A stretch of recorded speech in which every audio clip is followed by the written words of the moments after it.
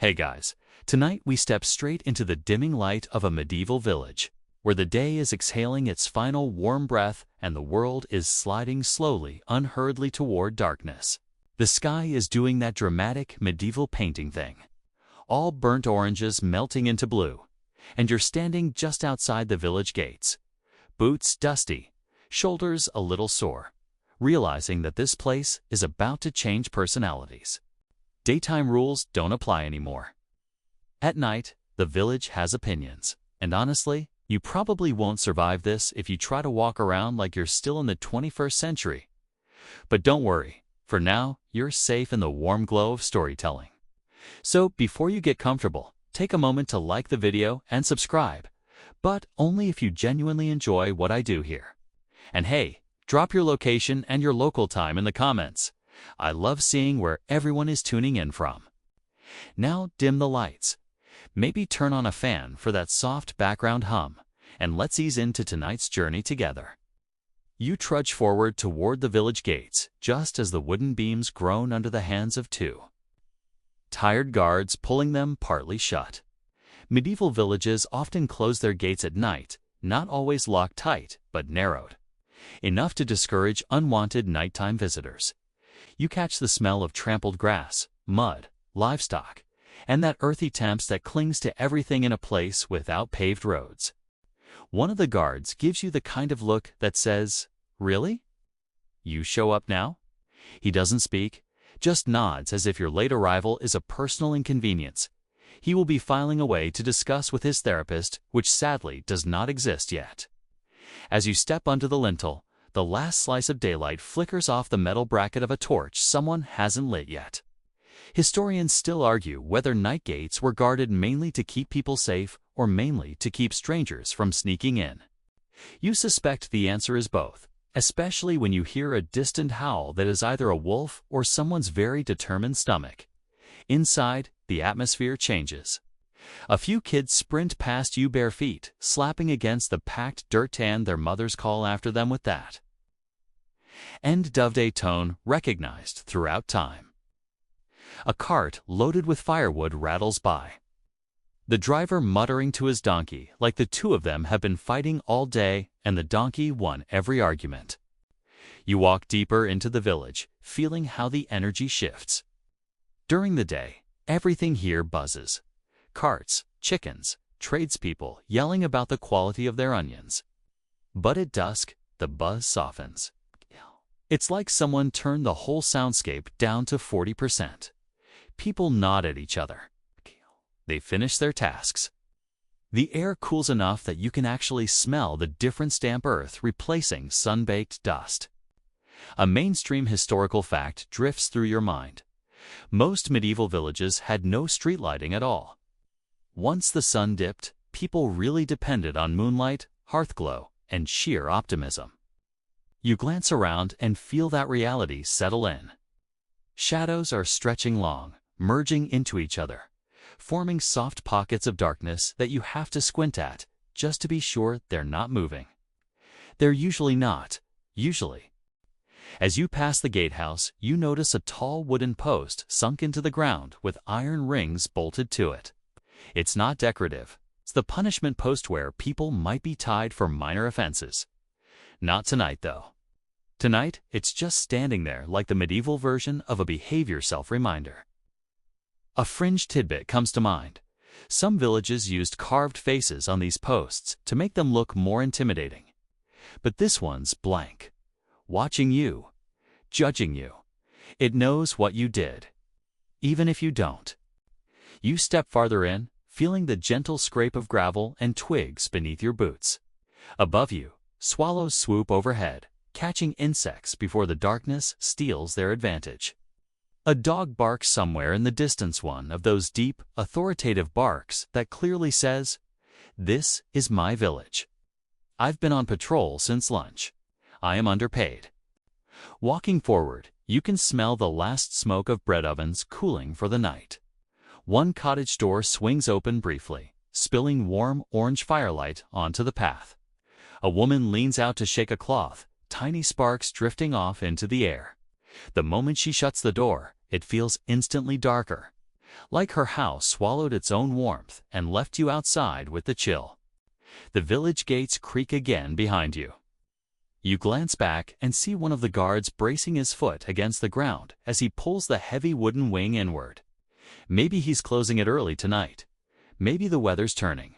Or maybe he doesn't feel like babysitting travelers who show up at inconvenient hours. You raise an eyebrow, and he shrugs in the universally ancient, not my problem way.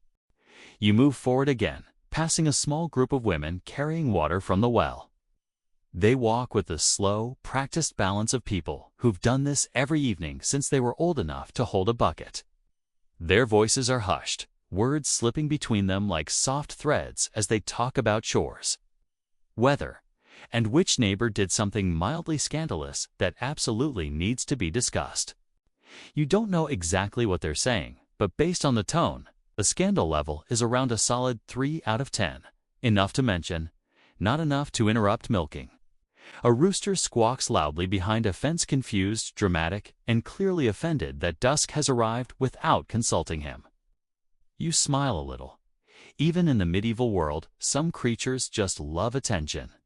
As you step farther in, you pass the village's small communal notice board. A scrap of parchment flaps in the breeze, pinned loosely with a wooden peg. You can't read all of it, half the ink has smeared, but it seems to reference a lost goat, a fee for repairing the mill wheel, and something about a traveling peddler who may or may not have magical ointments that definitely don't work. Medieval advertising was basically just yelling at wood, but hey, it got the job done. A horse snorts behind a fence, shaking its mane as if annoyed by the sudden drop in temperature. You hear the creak of someone tightening a girth strap, preparing the animal for a short evening ride. Maybe to check the outer fields. Maybe just because the rider wants one last escape before darkness claims the roads. You're not sure. You don't ask. In medieval stories, the less you ask strangers about their evening plans, the longer you tend to live. You pick up your pace slightly as the first hints of true night settle in. A few windows glow faintly with candles. Others are already dark. The family's inside, choosing to sleep early. The air grows cooler, still cool enough that you can see your breath if you try. Though you pretend you're not impressed. You're totally impressed. Overhead, an owl lets out a slow, echoing call that seems to bounce between the rooftops. It's a low, haunting sound, but a comforting one in a place like this.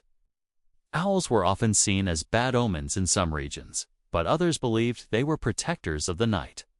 Historians still argue whether most villagers feared them or admired them. You personally admire the fact that this owl is probably staring right at you from some dark branch, judging you almost as hard as the punishment post. You adjust the strap of your bag and move deeper toward the village center.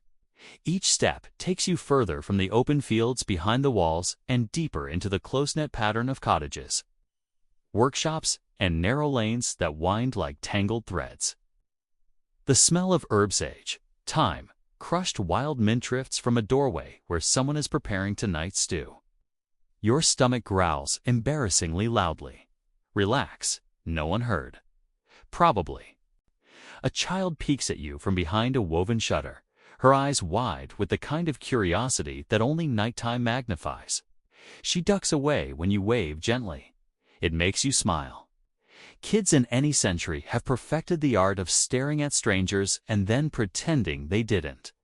The final sliver of sunlight disappears beyond the rooftops. The medieval night officially begins. And you're right in the middle of it, standing in a place where shadows thicken, sounds sharpen, and the village exhales into the quiet hours, whether you're ready or not. You move away from the gates, and the moment you turn down one of the narrow footpaths, you feel the change immediately. The daylight that was fading a few minutes ago has slipped away completely now, leaving only the last thin streaks of twilight clinging to the sky like stubborn threads. You follow the dirt path as it curls between cottages, noticing how quickly the world becomes unfamiliar when the light drains out. Even if you'd walked these same paths in the daytime, you'd have to admit at night, they turn into something else entirely. The lines blur, the shadows stretch. And suddenly, the ground beneath you feels as if it has been here for centuries longer than the sun ever was. You drag your boots through patches of uneven earth, each step giving a soft crunch, sometimes gravel, sometimes dried plant stems, sometimes something suspiciously squishy that you decide not to think about. In medieval villages, footpaths weren't laid out logically. They weren't designed by anyone with a map or a plan. Tihei simply formed where people walked, day after day, year after year. Which means the paths twist in ways that make sense only if you're a chicken, a goat, or a person who lived here your entire life. You, however, are none of those things well. Hopefully not, so you navigate by instinct, moonlight, and the occasional please don't step in anything cursed prayer. A breeze brushes past your face, and the scent of the path hits you. Damp soil, crushed weeds, and the faint afterecho of someone's dinner fire. It's strangely calming, like nature is saying, yeah, the dark is spooky, but at least it smells like thyme and wood smoke.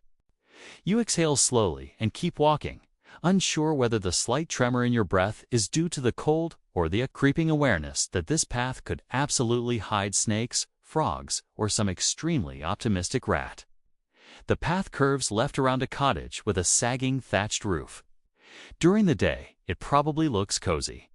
At night, it looks like the set of a medieval horror movie. A small wooden charm hangs beside the door, little twigs bound together with string, meant to ward off bad luck. A quirky tidbit pops into your head. Some villages believed these charms protected against witches, while others thought they guarded against mischievous fairies. And of course, historians still argue whether these charms were widely believed to help or just a feel-good decoration someone's grandmother insisted on. Something rustles in a patch of grass near your boot. You freeze. Your brain goes through the entire medieval bestiary: wolves. No, too small. Fox, maybe. Goblin. Hopefully not. Why? Our eyes squint. Yeah, and then you see it. A hedgehog waddling across the path like it owns the whole continent. You relax. You also realize you almost had a heart attack because of a creature the size of a loaf of bread. Great start. Farther ahead, the footpath rises slightly, leading past a wooden fence that's definitely more hole than fence. You can hear something shifting around inside the enclosure. Sheep, probably. They let out a few sleepy bleats, the kind that translate to, "We were resting." Please lower the volume of your existence. You try to step quietly, but your boot immediately lands on a small branch that snaps like a firecracker. You wince. The sheep collectively turn into a judgmental white blob, staring at you. Terrific. The path widens as it approaches the village's small crossroads. Here, the world feels a bit brighter, not because there's more light, but because the space is more open. The last remnants of dusk hover above the rooftops, offering enough of a glow to keep you oriented. On your left, you see the silhouette of the communal oven, a dome-shaped structure that looks like it could double as a cozy hobbit house. On your right, a cluster of storage sheds casts long, angular shadows. Medieval paths weren't just routes, they were social arteries. People traveled them daily to fetch water, deliver grain, visit neighbors, or gather herbs in the fields. At night, though, most folks stayed close to home. You glance around and realize you're one of the few wandering out here. It gives you a tiny thrill, the good kind, like walking through a quiet city block at 2 a.m. where everything echoes and the world feels emptied out, but safe enough. Your boots crunch again as you pass a puddle reflecting the faint shimmer of the sky. You step around it because, unlike medieval villagers, you are not wearing shoes made for mud water chaos. The puddle ripples slightly, and for a moment you wonder if frogs are sleeping down there. You hope they're sleeping peacefully and not planning some amphibious uprising. As you walk, you notice the footpath isn't completely silent. In fact, it has its own soundtrack, small insects chirping from the weeds. A far-off barking dog, the soft whisper of leaves brushing against each other as the breeze pushes through. The whole scene feels like nature's version of ASMR, only occasionally interrupted by the unexpected pig grunt or cat yowl. You slow your pace as the path dips into a shaded tunnel formed by leaning branches. The trees overhead are young but close enough together that their branches knit like fingers in prayer. The moonlight filters through in silver shards, landing on your boots like scattered coins. A historical fact flits through your mind. Medieval people often feared the edges of paths at night because they believed spirits lingered there. Not necessarily malicious ones, sometimes they thought they were wandering ancestors keeping an eye on things. You step a little faster anyway, just in case. Halfway through the darkened tunnel, you hear it. A flutter of wings. Loud wings. Big wings. You stiffen, imagining some enormous night bird, ready to dive-bomb your face like you owe it rent. Then a bat swoops overhead, just a bat. Tiny and harmless, and you breathe again. Honestly, for a creature the size of a snack, bats are surprisingly dramatic. You reach the end of the tree tunnel and step back into open air. The footpath stretches onward, fading into the deepening darkness where the village begins to thin out. A small cottage stands nearby with its shutters half open. A warm flicker of lamplight spills out, giving you a little reassurance. Inside, you can see faint outlines. A family finishing dinner. A pot being lifted from the table, someone yawning. It's all very ordinary, but that's what makes it comforting. Even here, in a time before electricity, before sidewalks, before even the concept of street safety, people are winding down their days just like you would after work or school, tired.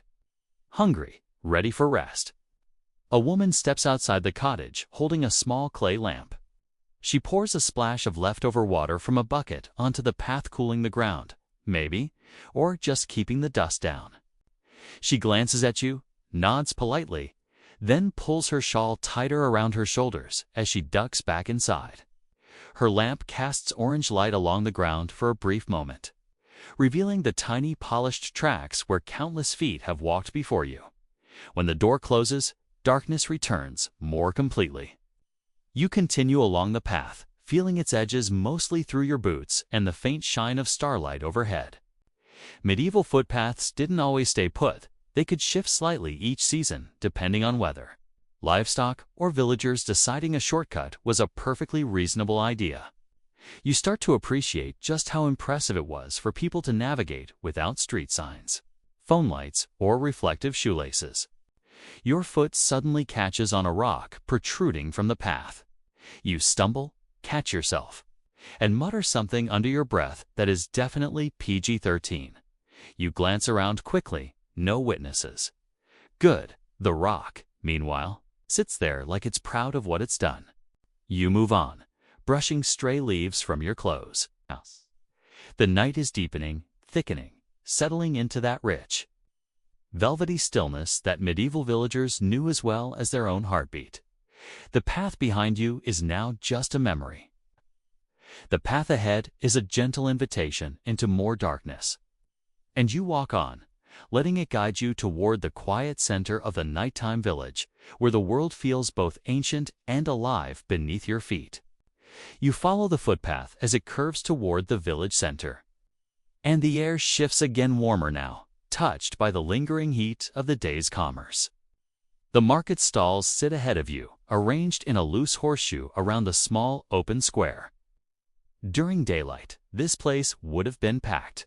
Merchants shouting prices, customers haggling like the world's politest argument competition, chickens escaping their owners with Olympic-level confidence. But now the market has fallen into that soft, late-evening hush where everything is still present, but quieted like someone pressed a giant mute button on the entire economy. You step onto the packed earth of the square and immediately feel how the atmosphere changes. The dust is settled. The noise is gone. What remains is scent layers of it, floating through the cooling air. You inhale gently and catch traces of dried fish, wilted herbs, sweet apples past their prime, warm bread crusts, spilled ale, and the faint metallic hint of tools fresh from sharpening. It's like the market left behind a perfume made of every transaction that happened today. The wooden stalls stand like little skeletal huts, their canopies tied back for the night. A few stalls still have remnants of the day's goods, bunches of thyme dangling like tiny chandeliers. A basket holding 2 rejected carrots, lumpy, weirdly shaped, probably named something rude by the vendor. A scattering of grain on a tabletop where chickens had their own private buffet earlier. A quirky historical tidbit floats to mind: some medieval vendors sprinkled herbs on their counters, not for cleanliness, but to give the illusion their goods were fresher than they really were. You glance at a dusty rosemary sprig and think, yeah, I see what you did there. A thin breeze sweeps across the square, rustling a scrap of parchment pinned to a post-today's market notice. Half the ink is smudged from someone brushing against it with a basket. You lean in and squint, managing to decipher a few lines. Something about wool prices dropping. Something about a missing chicken that answers to the name Lady Peep. And a stern reminder that throwing rotten turnips at the miller is not an acceptable form of protest.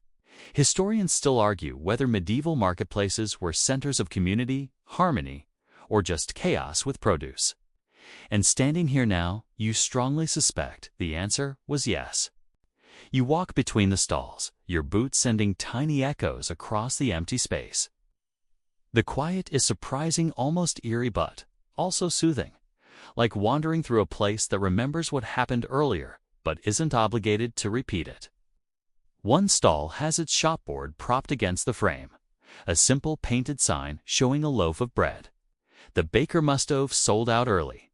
Good for him, less good for your stomach, which politely reminds you that medieval journeys don't include drive-thrus. Near the center of the square stands the weighing post, a heavy wooden beam with iron hooks where goods were measured during the day. You run your fingers along the grooves carved by decades of use. People in medieval villages relied on this spot for fair trade, or semi-fair trade, depending on who was working the scale. It's a solid landmark, one that has seen every kind of deal: honest ones, dishonest ones, and the classic "these apples are definitely bigger if you squint." A lantern flickers somewhere to your right.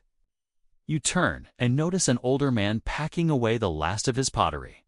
He moves slowly but steadily, stacking bowls with practiced care. A small clay lamp sits beside him, its flame tiny but bright in the encroaching darkness. The glow spills over the man's hands, over his lined face, over the clay pieces he has shaped all day. He doesn't speak to you, but he nods once, a gesture that somehow holds resignation, pride, and the universal vibe of "my back hurts." He fits the image of a medieval craftsman so perfectly that you feel like you've walked into a painting that somehow forgot to close for the night. You continue onward, circling the market square. A stray cat darts out from beneath a cart, pauses to stare at you with judgmental confidence, then saunters away like it pays rent here. Honestly, if any creature truly owns a medieval market, it's the cats. One of the stalls still smells sharply of onions, which the vendor must have packed away only minutes ago. Another smells faintly of honey and beeswax. A third smells like someone spilled fermented cabbage and tried to pretend nothing happened, an odor that insists on existing.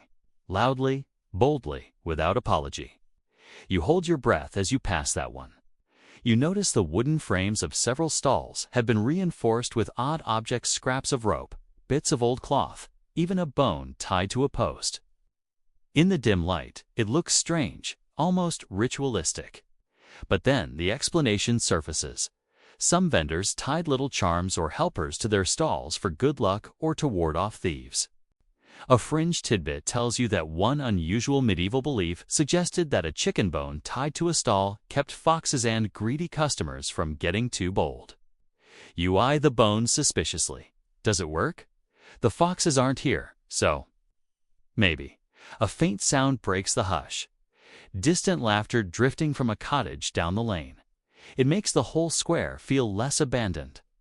You walk toward a stall with iron tools and old hose, chisels, a bent ladle someone probably haggled too aggressively over. The metal catches what little light remains, reflecting tiny sparks as if storing the day's sunlight. You brush your fingers near one blade and immediately pull back. It's cold now, but you can imagine how warm it must have been earlier, freshly forged. A historical fact filters through. Blacksmiths were among the last workers to close up shop, because their fires took time to manage. You scan the square and spot the smithy a short distance away, the faint red glow of banked coals still visible through the open doorway. It's comforting, a beacon of warmth, even though the place is nearly empty. You continue weaving between stalls, admiring how the silence allows tiny details to stand out. The imprint of a woven basket left on a table. A single sprig of lavender forgotten beside a scale. Footprints in the dust, some deep, some shallow, telling the story of every person who passed through today. It's all ordinary, but strangely beautiful. You pass a butcher's stall that smells surprisingly not terrible, considering medieval preservation methods. The wooden slab has been scrubbed down, fresh straw laid underneath to catch drips. Hooks dangle empty, swaying slightly in the breeze. A cat appears again, probably the same one, and gives the hooks a hopeful glance. Then it shoots you a look as if you personally hid the meat. Rude. Your boots scuff the ground as you move toward the well at the back of the square. The well is capped for the night, just a wooden cover with a stone weight on top to keep animals or overly adventurous children from falling in. The rope coil rests neatly beside it. Someone cared enough to tuck it away rather than leave it lying around. You like that? It adds to the quiet dignity of the scene. You stand still for a moment, letting the atmosphere soak in. The marketplace may be empty, but it feels lived in, warm in its own way. You imagine the stories that unfolded here today. Coins exchanged. Gossip traded. Maybe a minor argument over whether last week's cheese was unfairly priced. And now that energy is gone, leaving just you, the moonlight, and the memory of commerce lingering like perfume. You hear a faint scraping sound, someone stacking crates near the far edge of the square. A young woman appears, carrying a bundle of herbs tied in rough twine. She gives you a polite smile before ducking into a cottage. The door closes softly behind her, adding one more tiny heartbeat to the rhythm of the night. You make one last slow circle around the market, taking in the shadows, the fragments of scents, the quiet creak of wooden stalls cooling in the night air. It feels like the entire square is breathing, expanding gently with the warmth of the day it held, exhaling softly into the darkness. And then you take a final step forward, leaving the sleeping market behind as the rest of the night calls you deeper into the village.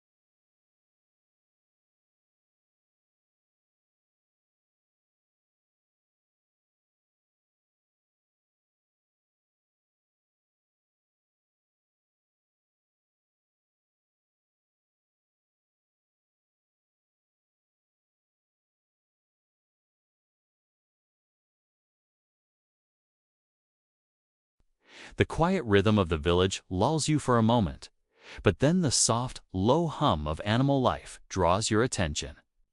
You step past the last cluster of cottages and find yourself approaching the pens, stables and enclosures where the village's livestock has been settling in for the night. The evening air carries the mingled scents of hay, manure, damp wood, and the faint temps of animals' breath and aroma so thick you can almost taste it.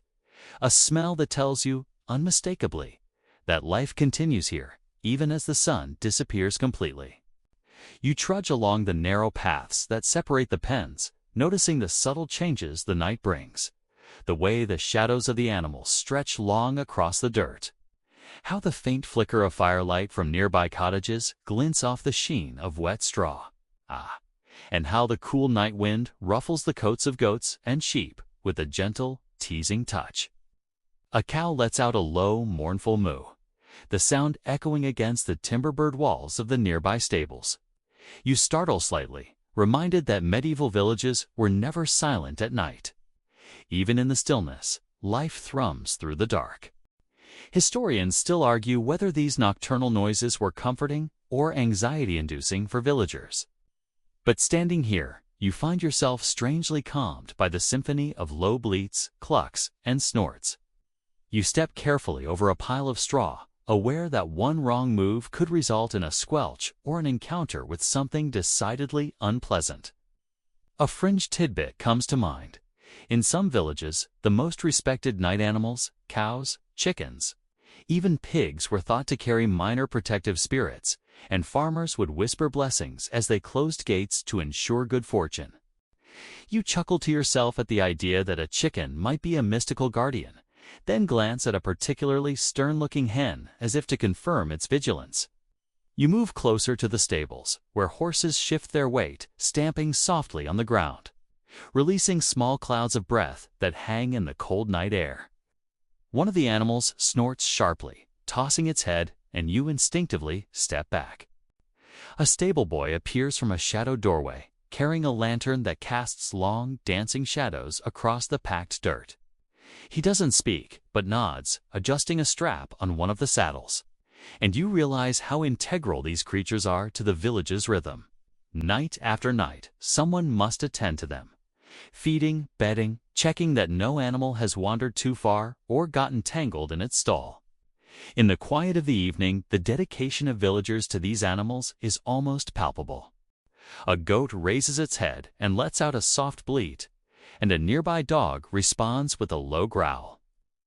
You smile at this tiny conversation among the animals, realizing that even in the human absence of daylight activity, the village hums with its own nocturnal life. You crouch slightly to observe the smaller creatures. Rabbit scuttles past some stacked hay, and a cat darts silently through the shadows, tail high and confident. You're struck by the way the night organizes life differently. The livestock remains relatively still. The nocturnal animals come out to inspect and forage, and you, a lone observer, become part of this subtle ecosystem. The scent of hay mixed with manure is strong here, but it's softened by the cool breeze that wafts across the pens, carrying hints of nearby wood fires and herbs drying above cottage doors. You inhale deeply, letting your senses adjust to the layered smells of life. You notice the faint crunch of your boots on loose straw, the whisper of animals shifting in their pens, and the occasional flap of wings as birds that roost near the stables stir in the darkness. You almost feel like you're moving through a living painting, each element of the scene captured in motion, each creature contributing its own brushstroke to the night. You pause at a low fence where sheep have settled, curling into themselves, eyes half closed in the safety of the enclosure. One lifts its head to watch you, then drops it back onto the straw, utterly unconcerned with your presence. It occurs to you that the rhythm of animal life is both structured and chaotic. Structured because of routine, because doors and gates are closed in a predictable order, because animals have their own cycles of feeding and resting. Chaotic because nature persists, because stray mice and birds and insects continue their nighttime scavenging without regard for human schedules. Fringe historians argue that medieval villagers might have interpreted sudden animal movements at night as omens. But you find it more practical to simply step carefully and appreciate the subtle drama unfolding before you. Moving along the path, you approach the largest stable, where the faint glow of a hearth from a nearby cottage spills over the fence, illuminating a horse shifting nervously. Its coat glints with reflected light, the muscles moving beneath its skin. And you can almost hear the quiet history of every hoofstep this animal has taken, carrying villagers to markets, fields, and neighboring towns. Historians still debate whether horses in medieval villages were primarily status symbols or work animals. But standing here in the hush of night, it's impossible not to see the dual nature of their existence: revered, relied upon, and integral to survival. You notice a small bucket of water near one of the stalls, and the soft clink of metal against wood reminds you that humans, too, are present in spirit, if not in sight. Someone has tended to the animals before settling down for the evening. You step past, careful not to disturb the faint reflections in the water, and your eyes catch a faint shimmer moonlight bouncing off a puddle, mirroring the shapes of nearby animals and fences. You pause, realizing that even the smallest details, the curve of a tail, the flick of an ear, the ripple in a puddle, contribute to the village's nocturnal life in ways you wouldn't notice during the bright, bustling day. A faint rustle from the edge of the stable makes you glance toward the darkness. A barn owl swoops silently, wings extended in a perfect V-shape, landing on a low beam. Its head swivels, eyes fixed in your direction, and for a heartbeat, you feel observed, not threatened, just acknowledged. The owl's presence reinforces the feeling that you are moving through a space, alive with creatures both familiar and secretive. Fringe scholars suggest that some medieval villagers considered owls harbingers of nighttime insight or even minor protection. Others saw them as ominous. You can appreciate either interpretation as you watch the silent, regal predator survey the scene. You continue along the path, moving past pens of pigs that snuffle and shuffle in the straw.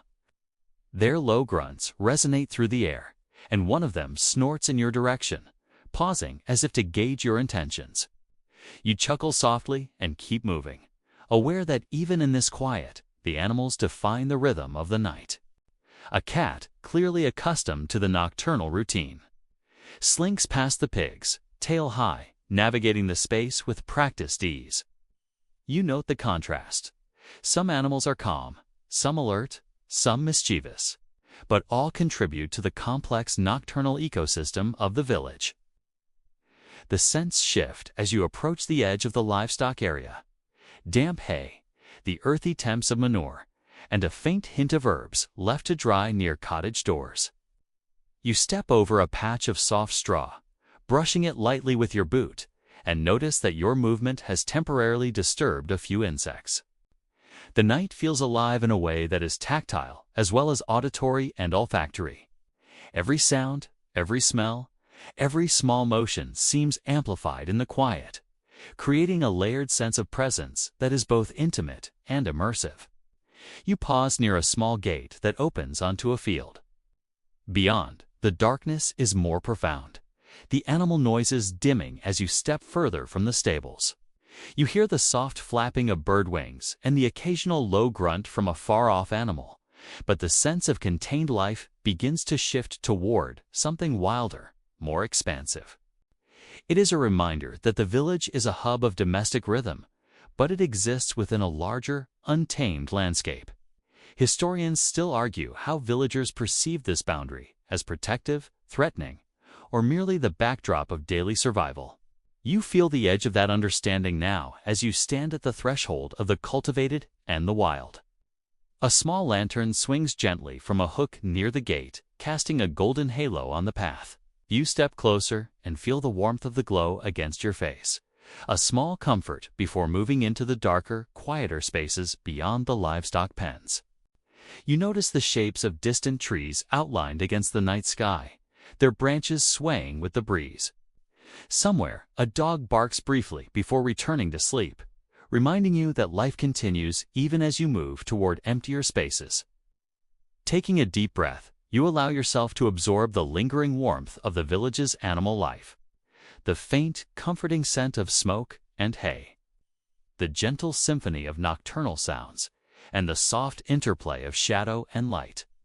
You feel the presence of generations of villagers, animals, and the slow, steady heartbeat of routine that has persisted for centuries. Even in stillness, the night in this village is alive, layered, and quietly magnificent. You take one last step along the narrow lane, brushing past a fence post, inhaling the mingled scents of smoke, hay, and animals, and feel yourself fully immersed in the nocturnal rhythm of this medieval village. You realize that these moments, so ordinary, so simple, form the hidden pulse of history, the uncelebrated heartbeat of life that thrives long after the sun has vanished. The path ahead narrows even further, guiding you between two rows of tightly clustered cottages where the night air carries an intimacy that's almost tangible. You can feel the cool stone walls pressing in lightly on either side, their rough surfaces absorbing and reflecting the faint flickers of lamplight from open windows.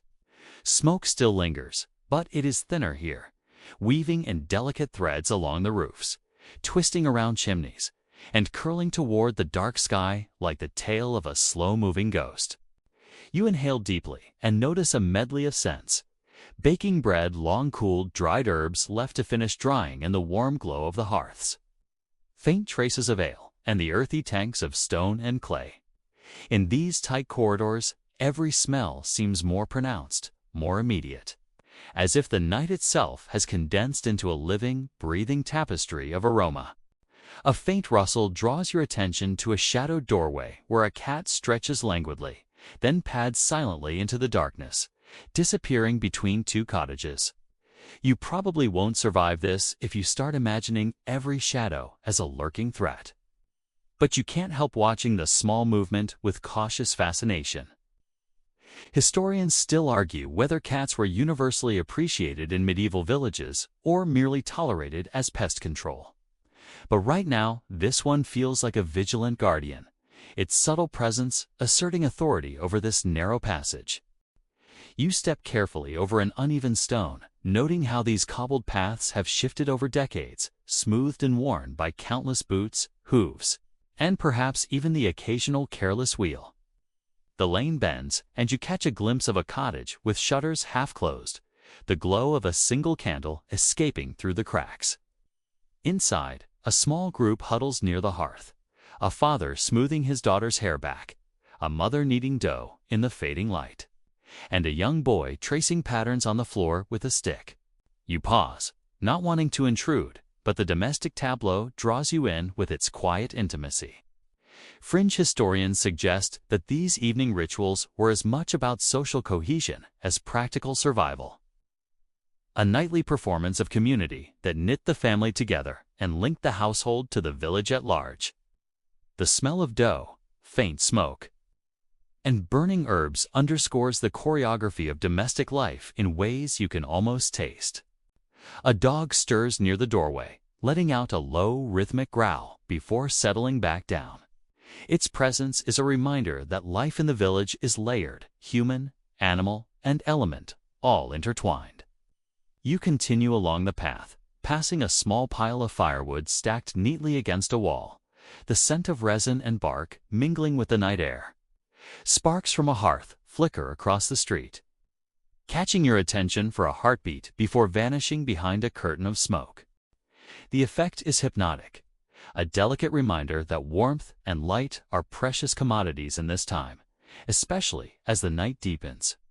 The path widens slightly as you approach a small communal square, where a well stands surrounded by cobblestones worn smooth from years of footsteps.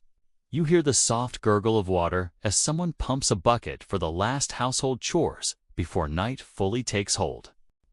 A faint, sweet scent of herbs lingers around the well, perhaps from the girl tending the garden nearby or from the washing of linen done earlier in the day.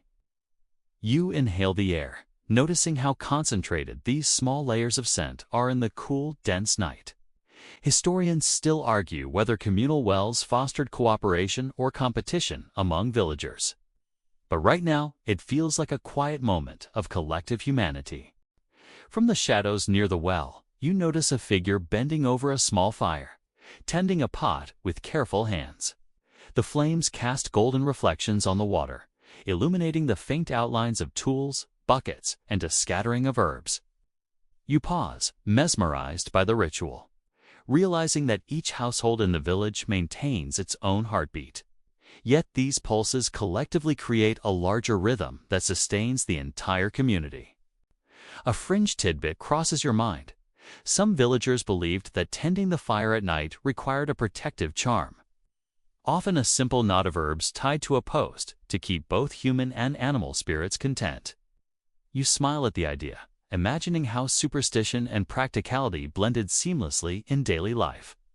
The lane slopes gently upward, and the scent of burning wood intensifies, blending with a faint tang of baked grains and lingering smoke from the village's communal ovens. You catch movement in the shadows, a young boy chasing a dog, both moving in quick, silent arcs, their laughter muffled by the walls but still audible. Their presence is a reminder that even in the quietest moments of night, life continues with a gentle energy, persistent and unbroken. You step carefully around the edges of the path, mindful not to disturb the delicate choreography unfolding around you. You notice a stack of dried herbs hanging from a low roof, tied in neat bundles, swaying slightly in the evening breeze. The aroma is concentrated, heady, and almost intoxicating, a mixture of lavender, thyme, and sage that fills the narrow lane. You inhale deeply, letting the scent mingle with the warmth of the fires, the cool stone, and the faint sweetness of baked bread.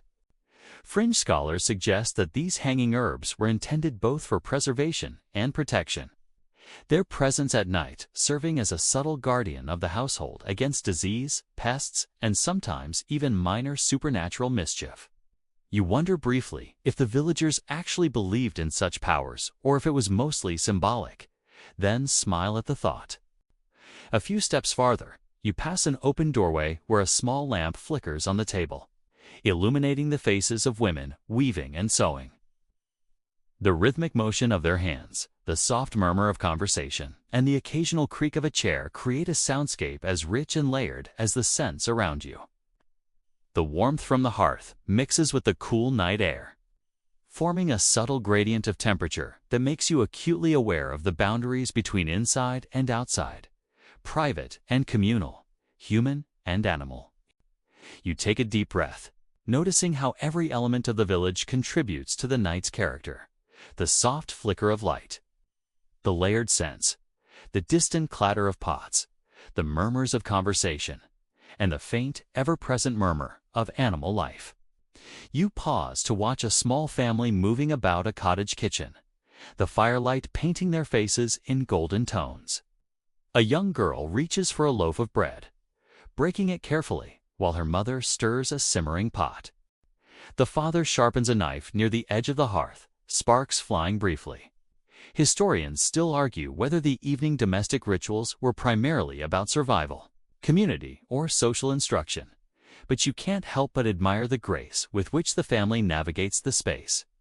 Fringe accounts suggest that in some households, small rituals like tossing a pinch of salt over one's shoulder or whispering a blessing were integrated into the nightly routines to ward off bad luck or keep spirits content. You smile at the thought, imagining these small gestures threading unseen magic through ordinary life. The narrow lane opens into another small courtyard, where the shadows of trees and overhanging rooftops create a soft interplay of light and dark. You notice the faint movement of leaves, stirred by a gentle breeze, and the soft chirp of night insects hidden among the undergrowth. A hen scratches at the ground near a stable door, pecking at something invisible, while a dog curls up nearby, snoring lightly. You move through the courtyard slowly, listening to the layered sounds, inhaling the blended scents of smoke, animals, and herbs, and feeling the cool night air brush against your skin. The night here is both expansive and intimate, a balance of hidden energy and visible calm that defines the village's character. As you continue, the path slopes gently downward toward a small stream that runs along the edge of the village. You notice the faint reflection of lantern light on the water, the surface disturbed only by a fish or two breaking through the quiet. The scent of wet earth and flowing water mingles with the lingering aromas of smoke and cooking, creating a multi-layered sensory experience. You step carefully over stones at the edge of the stream, noting how the water's movement adds a new rhythm to the nocturnal soundtrack. Historians still argue whether water sources were primarily functional or symbolic focal points in medieval villages. But standing here, you feel that both interpretations have merit. The stream is practical, yes, but it also pulses with a quiet beauty that frames the night's unfolding events. You pause on the bank of the stream, listening to the gentle murmur of flowing water. You notice small ripples reflecting lantern light, almost like shards of fire floating on the surface. Nearby, a cat leaps onto a rock, drinking quickly before disappearing into the underbrush. The smell of damp earth and river water mixes with the smoke from the village, and for a moment you feel suspended in a space that is neither fully wild nor entirely cultivated, a delicate in-between that seems uniquely medieval. Fringe historians note that villagers often left small offerings near water sources at night, intended to keep the spirits of the land and water favorable. You smile at the thought, imagining tiny rituals hidden in plain sight, threading belief and practicality together. Stepping along the path, you notice faint tracks, human and animal alike, crisscrossing the damp earth, telling a story of movement, care, and coexistence. The shadows of overhanging branches sway lightly in the wind, and you feel the tactile presence of night brushing against your shoulders, face, and boots. Every step you take seems amplified in the quiet, creating a sense of heightened awareness. You realize that walking these lanes at night is not just about moving through space, but about immersing yourself in the layered rhythms of life, the subtle interplay of scent, sound, and shadow that defines the medieval night. By now, you are fully enveloped in the village's nocturnal life. Fires burn low but steady, animals settle into rest, streams murmur, and insects chirp softly from the edges of fields and gardens. The night is a living organism, breathing, smelling, and sounding in harmony. And you, a solitary observer, are caught in its gentle pulse. Every detail from the flicker of a candle flame to the soft crunch of straw underfoots, magnified in the stillness, creating a vivid, almost magical tableau. And as you take one more step along the path, feeling the smoke curl around you and the cool night air brushing your face, you know that this intimate, layered, nocturnal experience will stay with you long after the village falls silent.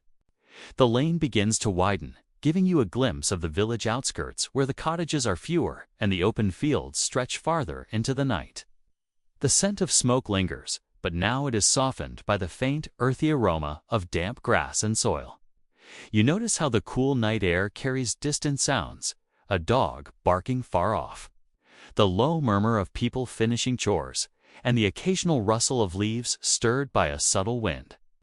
The contrast between the warm, cozy heart of the village and these outer lanes is striking. Here, the night feels bigger, almost infinite, and yet it retains the village's pulse, a quiet hum connecting the domestic life you've been walking through to the untamed fields beyond. You step carefully over uneven stones and patches of mud, the soft crunch underfoot reminding you that this path has seen generations of travelers. Faint animal tracks crisscross the earth, interspersed with deeper hoofprints from horses that likely carried goods to and from the village market earlier in the day. You catch a whiff of hay and oats and instinctively glance toward a small barn tucked to one side. The wooden structure is dimly lit from inside.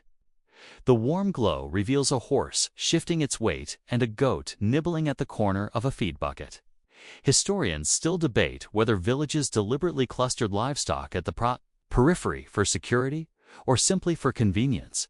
But standing here now, it seems both practical and oddly poetic, humans and animals coexisting in careful proximity, sharing the rhythm of the night. You pause near the barn, listening to the soft shuffling sounds and the occasional snort. One of the horses shifts suddenly, hooves clattering against the wooden floor, and you flinch reflexively. A small boy emerges from the shadows, carrying a lantern and murmuring to the animals as he checks each one. You can almost feel the weight of responsibility in his movements, the tireless, careful labor of those whose job is to ensure the safety and well-being of these creatures before they themselves can rest. Fringe historians suggest that children and adolescents often played pivotal roles in nighttime animal care, both as a practical necessity and as an early form of vocational training.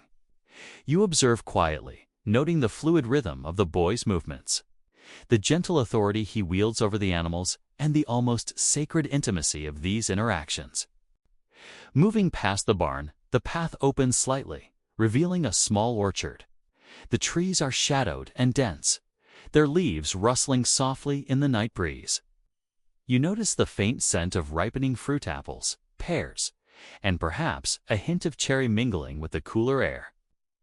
A few fruits have fallen to the ground, their skins already starting to soften in the night moisture. You bend to examine one, the faint sweet aroma tingling your senses, and you realize how intimately connected the villagers are to these trees, each one a source of food, livelihood, and sometimes superstition. Historians still argue whether medieval fruit cultivation was primarily utilitarian or symbolic. But here, the orchard feels alive, a quiet testament to human patience and care. A small hedgerow rustles as a rabbit emerges, sniffing the cool air before disappearing into the deeper shadows. You notice faint scratches along the earth, evidence of nocturnal creatures moving unseen. The subtle, layered sounds of the night, the rustle of leaves, the faint clatter of distant hooves, the whisper of wind through the orchard create a delicate, living soundtrack. A cat slinks past, tail high, clearly on patrol, eyes glinting briefly in the lantern glow. Fringe accounts suggest that villagers often treated cats not merely as hunters of mice, but as spiritual companions, guardians of domestic harmony and hearth well-being. You smile at the thought, imagining how humans, animals, and spirits were entwined in the fabric of nightly life. You continue along the orchard's edge, the ground becoming softer underfoot as grass overtakes the packed dirt of the main path. The distant hum of the village heart, the smoke-filled streets, the crackle of hearth fires, the faint voices of household remains, present but muted. A gentle reminder that the community is still breathing, even as you step farther into the quiet. You pass a small fence post, overgrown with ivy, and notice the faint glimmer of dew forming on the leaves.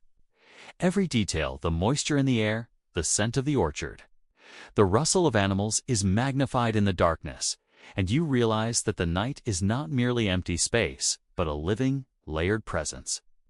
A low wooden gate appears in the path, slightly ajar. You push it gently and step through into a larger clearing. The moon hangs high, its silver light spilling across the fields, turning the long grass into a sea of shimmering waves. The air is cooler here, carrying the scent of damp soil, crushed herbs, and faint smoke from cottages now distant. You notice a few birds settling in the hedgerows, their silhouettes sharp against the moonlight. Historians still argue about the degree to which villagers understood and appreciated these nocturnal ecosystems. But standing here, you feel the natural world converging with human habitation, creating a rhythm, both deliberate and spontaneous. You walk slowly, aware that the openness of the clearing exposes you to the vastness of the night. The distant village lights twinkle like grounded stars, while the moon and scattered clouds above create a soft, reflective glow. A fox trots across the field, pausing to sniff the ground before disappearing into shadow. Its presence is a reminder that life beyond the village hums at its own pace, unpredictable yet integrated with the villagers' routines. Fringe historians note that sightings of foxes and other nocturnal animals often influenced folktales, beliefs, and even superstitions, making the animal kingdom an unspoken narrator of human imagination. The ground underfoot is uneven, dotted with small mounds and shallow depressions. You step carefully, aware that one misstep could send you sprawling into the dew-soaked grass. You pause to catch the faint sound of running water, small stream, or irrigation channel feeding the distant fields. Its murmur blends seamlessly with the rustle of grass and occasional night bird calls, reinforcing the layered nocturnal symphony that surrounds you. Smoke from the village still drifts faintly in the distance, carried by the breeze, merging with the earthy scent of the fields and adding depth to the sensory landscape. As you follow the stream, you notice an old stone wall, partially collapsed, covered in moss and ivy. You run your hand along the cool, damp surface, feeling centuries of weather and wear beneath your fingertips. You imagine the wall's history. Perhaps it once marked a boundary, contained livestock, or defined property. Historians still debate whether such walls were primarily functional, symbolic, or both. But in the moonlight, the moss-covered stones feel timeless, a tactile connection to the past. A fringe tidbit suggests that some villagers left small offerings in the cracks of walls, coins, herbs, or trinket, to ensure protection or luck. You glance at the stones, half expecting to find one such artifact tucked in the moss. You move along the stream toward a small copse of trees. The moonlight filters through the leaves, casting intricate patterns on the ground. A gentle breeze rustles the branches, and you hear the faint clatter of something moving among the undergrowth, perhaps a fox. The air carries the faint scent of damp leaves, wildflowers, and distant hearth smoke, layering the night with a delicate richness. You pause for a moment, letting the sensory tapestry envelop you, aware that the village's pulse extends beyond its cottages and streets into the surrounding fields, forests, and waterways.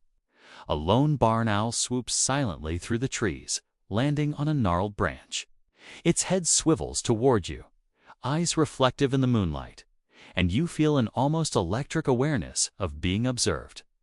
Fringe accounts suggest that villagers considered owls to be messengers or guides in the night, both protective and mysterious. You watch quietly, giving the creature space, marveling at its stillness and grace. Its presence reinforces the sense that the night is alive, not just with humans and domestic animals, but with wild intelligence, unseen interactions, and subtle, ritualized behavior. The path leads you back toward the village edge, where fields give way to cottages and fences. Smoke from distant hearths drifts across the open space, merging with the sense of wet earth and grass. You notice the interplay of light and shadow as lanterns flicker, revealing silhouettes of trees, walls, and fences. The village, though quieter now, continues to pulse. Animals breathe, fires crackle, and humans move in hushed rhythms within their homes. You inhale deeply, letting the layered sensory experience the warmth. The smoke, the earthy fields, the faint wildlife sink fully into your consciousness. You take one last slow step forward, feeling the night wrap around you, the village's heartbeat echoing softly in the distance. The scents, sounds, and shadows mingle to form a seamless tapestry, a living memory of medieval life preserved in the stillness. And as you pause, standing between the cultivated village and the untamed fields beyond, you realize that the night is not merely an absence of light, is a presence layered, textured, and alive. The cobbled path narrows again as you move back toward the village, the fields giving way to low cottages and wattle fences. The air is cooler now, tinged with the faint scent of damp earth and lingering smoke. You notice how the night carries sound differently in this part of the village. Footsteps seem louder against the stones. The murmur of distant voices reaches your ears more clearly, and even the rustle of leaves feels amplified. It's as though the village has its own acoustic signature at night, each sound layered and enriched by the closeness of buildings, walls, and narrow lanes. You pause for a moment, letting your ears attune to this nocturnal orchestra, each note of life distinct yet harmonizing with the others. A lantern sways gently in a doorway to your right, casting a golden glow on the adjacent wall. You catch movement inside, a woman tending a fire, smoke curling upward in lazy spirals, her face illuminated in soft, amber light.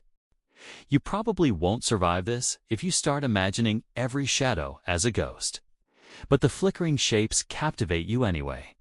Historians still debate whether evening rituals around the hearth were primarily domestic, spiritual, or communal. But here, the intimate glow and steady warmth suggest all three functions blend seamlessly. You inhale the faint scent of burning wood and herbs, noticing how each household seems to carry its own aromatic signature, subtle but distinct. Fringe historians even speculate that some villagers would season their fires with specific herbs to influence mood, health, or even luck: lavender to soothe, rosemary to protect, sage to purify. Moving past the doorway, you notice a narrow alley branching off the main lane. You decide to follow it, drawn by the promise of secrets hidden in shadows. The scent of damp straw and manure grows stronger as you approach a small stable tucked between two cottages. A horse shifts its weight inside, the low whinny carrying faintly through the night air. You pause to observe, noting the rhythmic patterns of animal life, the soft shuffle of hooves, the occasional snort, the subtle shifting of straw beneath their weight. Historians still argue whether villagers' interactions with livestock at night were strictly utilitarian or imbued with ritual significance, and here it feels like both. Fringe accounts even suggest that some animals were considered omens of fortune if tended carefully after sunset. A dog stirs in the shadows, letting out a low bark before curling back into its straw bedding. Its presence reassures you, adding another layer of life to the otherwise quiet alley. You step carefully over uneven stones and small puddles, feeling the tactile contrast between cool, wet surfaces and the warmth radiating faintly from nearby cottages. The smells here are layered: smoke, straw, manure, and a hint of roasting meat from a distant hearth. You pause to breathe deeply, letting the village's nocturnal symphony sounds, scents, textures envelop you fully. The alley opens onto a small square, barely more than a clearing where several houses converge. A communal fire burns faintly in the corner, sending thin tendrils of smoke spiraling upward. You notice children's laughter muffled from behind a half-closed shutter, the rhythmic clinking of utensils from an open window, and the distant croak of frogs near a shallow pond. You're struck by how every sensory element the glow of firelight, the mingled scents, the subtle chorus of nocturnal life creates a cohesive, living scene. Fringe historians suggest that small communal spaces like this may have served as hubs for gossip, trade, and minor social rituals. Their significance often invisible to outsiders, yet central to village cohesion. You step toward the pond, drawn by the faint sound of water lapping against the bank. The surface reflects moonlight, broken only by occasional ripples as insects skim the water. The scent of wet reeds mingles with distant smoke, creating a subtle, almost intoxicating aroma. You notice a frog leaping silently from a lily pad, disturbing the water briefly, and a small fish breaking the surface. The pond seems alive, a microcosm of the night beyond the village's built structures. Historians still debate whether medieval villagers viewed such small water features as purely functional or as liminal spaces connected to folklore and superstition. You lean closer, fascinated by the gentle, reflective world contained in this tiny clearing. A cat darts silently from the shadows, tail high, clearly on patrol. Its paws make no sound against the cobblestones, and its presence feels like a protective charm woven into the nocturnal fabric of the village.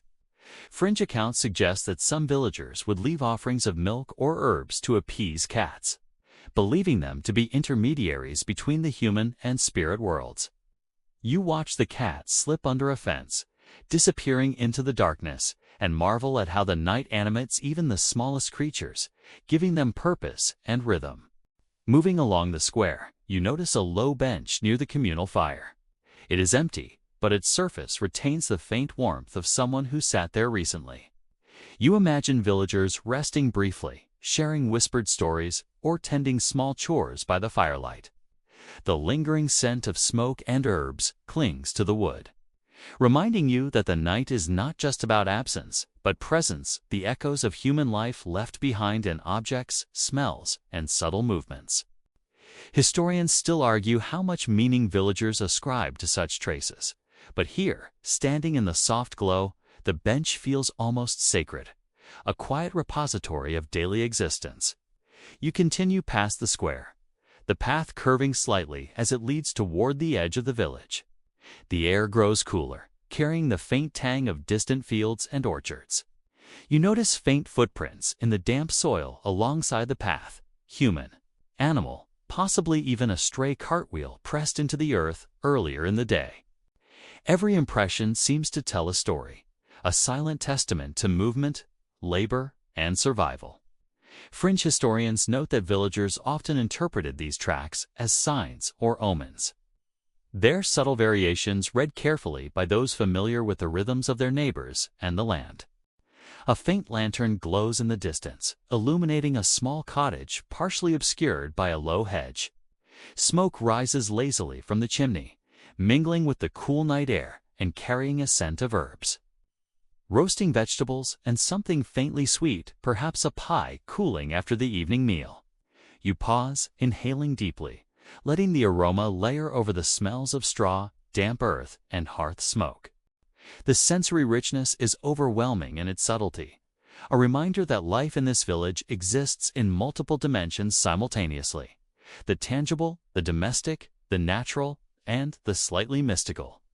You step closer to the cottage, noticing faint shadows flickering across the walls. Inside, a small family moves about in quiet coordination. A father stirring a pot, a mother checking on a sleeping child, a daughter carrying a small bundle of herbs from a cupboard to the hearth. The rhythm of their evening tasks feels both intimate and communal, a delicate choreography preserved across centuries. Historians still debate whether such evening routines were primarily about survival, teaching, or social cohesion. But here, the distinction blurs. Fringe accounts even suggest that certain household chores performed after sunset were believed to influence dreams, fortunes, or health in subtle, unseen ways. You step away from the cottage, allowing the lingering scents to follow you, and continue along the path that winds toward the village perimeter. The night air carries a soft chill, and you notice how the sounds of distant animals, a low bleat, a snort, the flap of wings blend seamlessly with the human echoes. Smoke trails from chimneys rise in thin, twisting columns, catching moonlight as they drift into the stars. Every detail, the scents, the sounds, the shifting light, the gentle texture of the night air feels alive, meticulously layered and vividly immediate. The path curves again, bringing you to a small cluster of gardens where faint moonlight reveals the shapes of plants, herbs, and vegetables. Dew glistens on leaves, catching the lantern light from nearby cottages, creating tiny, sparkling constellations on the ground. You bend slightly to examine a patch of herbs, their scent pungent and slightly sweet. Historians still argue how much nighttime care villagers invested in these small gardens, but it's clear that they were tended with intention and awareness, even after dark. Fringe accounts suggest that some herbs were harvested at night for mystical or medicinal purposes, their potency believed to be strongest under moonlight. You inhale the aroma, letting it mingle with the night air, smoke, and earth around you. You step back, taking in the scene as a whole. Cottages tucked tightly together, smoke curling from chimneys, soft glows of lanterns reflecting on cobblestones. Animals settled in their pens, distant fields breathing under the moon, and the subtle, ever-present rhythms of human activity. The night in this village is not silent. It is alive, layered, and intimate, a complex blend of domesticity, natural life, and faint magic. You feel yourself part of this tapestry, walking slowly, breathing deeply, absorbing the richness of scents, sounds, and shadows, and realizing that the medieval night is far more vivid and textured than any daylight scene could convey. You take one last slow step along the winding path, feeling the warmth of distant fires, the cool touch of night air, and the subtle, persistent heartbeat of the village. Everything, the light, the smell, the quiet hum of life converges into a single immersive moment. The medieval night is a living organism, and you are fully present within it, attuned to its rhythms, its textures, and its quiet unfolding magic. The lane ahead becomes a gentle slope, guiding you back toward the village center. The air grows warmer again, carrying the mingled scents of wood smoke, drying herbs, and the faint sweetness of leftover baked bread. You notice how the soft hum of distant fires intermingles with the low, rhythmic murmur of humans moving through their cottages, each sound accentuated by the stillness of night.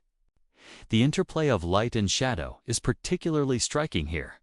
Lanterns flicker through windows, casting moving shapes across walls, while the moonlight reflects off the cobblestones in scattered patches. You probably won't survive this if you start imagining the shadows as secret spies. But you can't help following the darkened shapes as they stretch and twist with the night.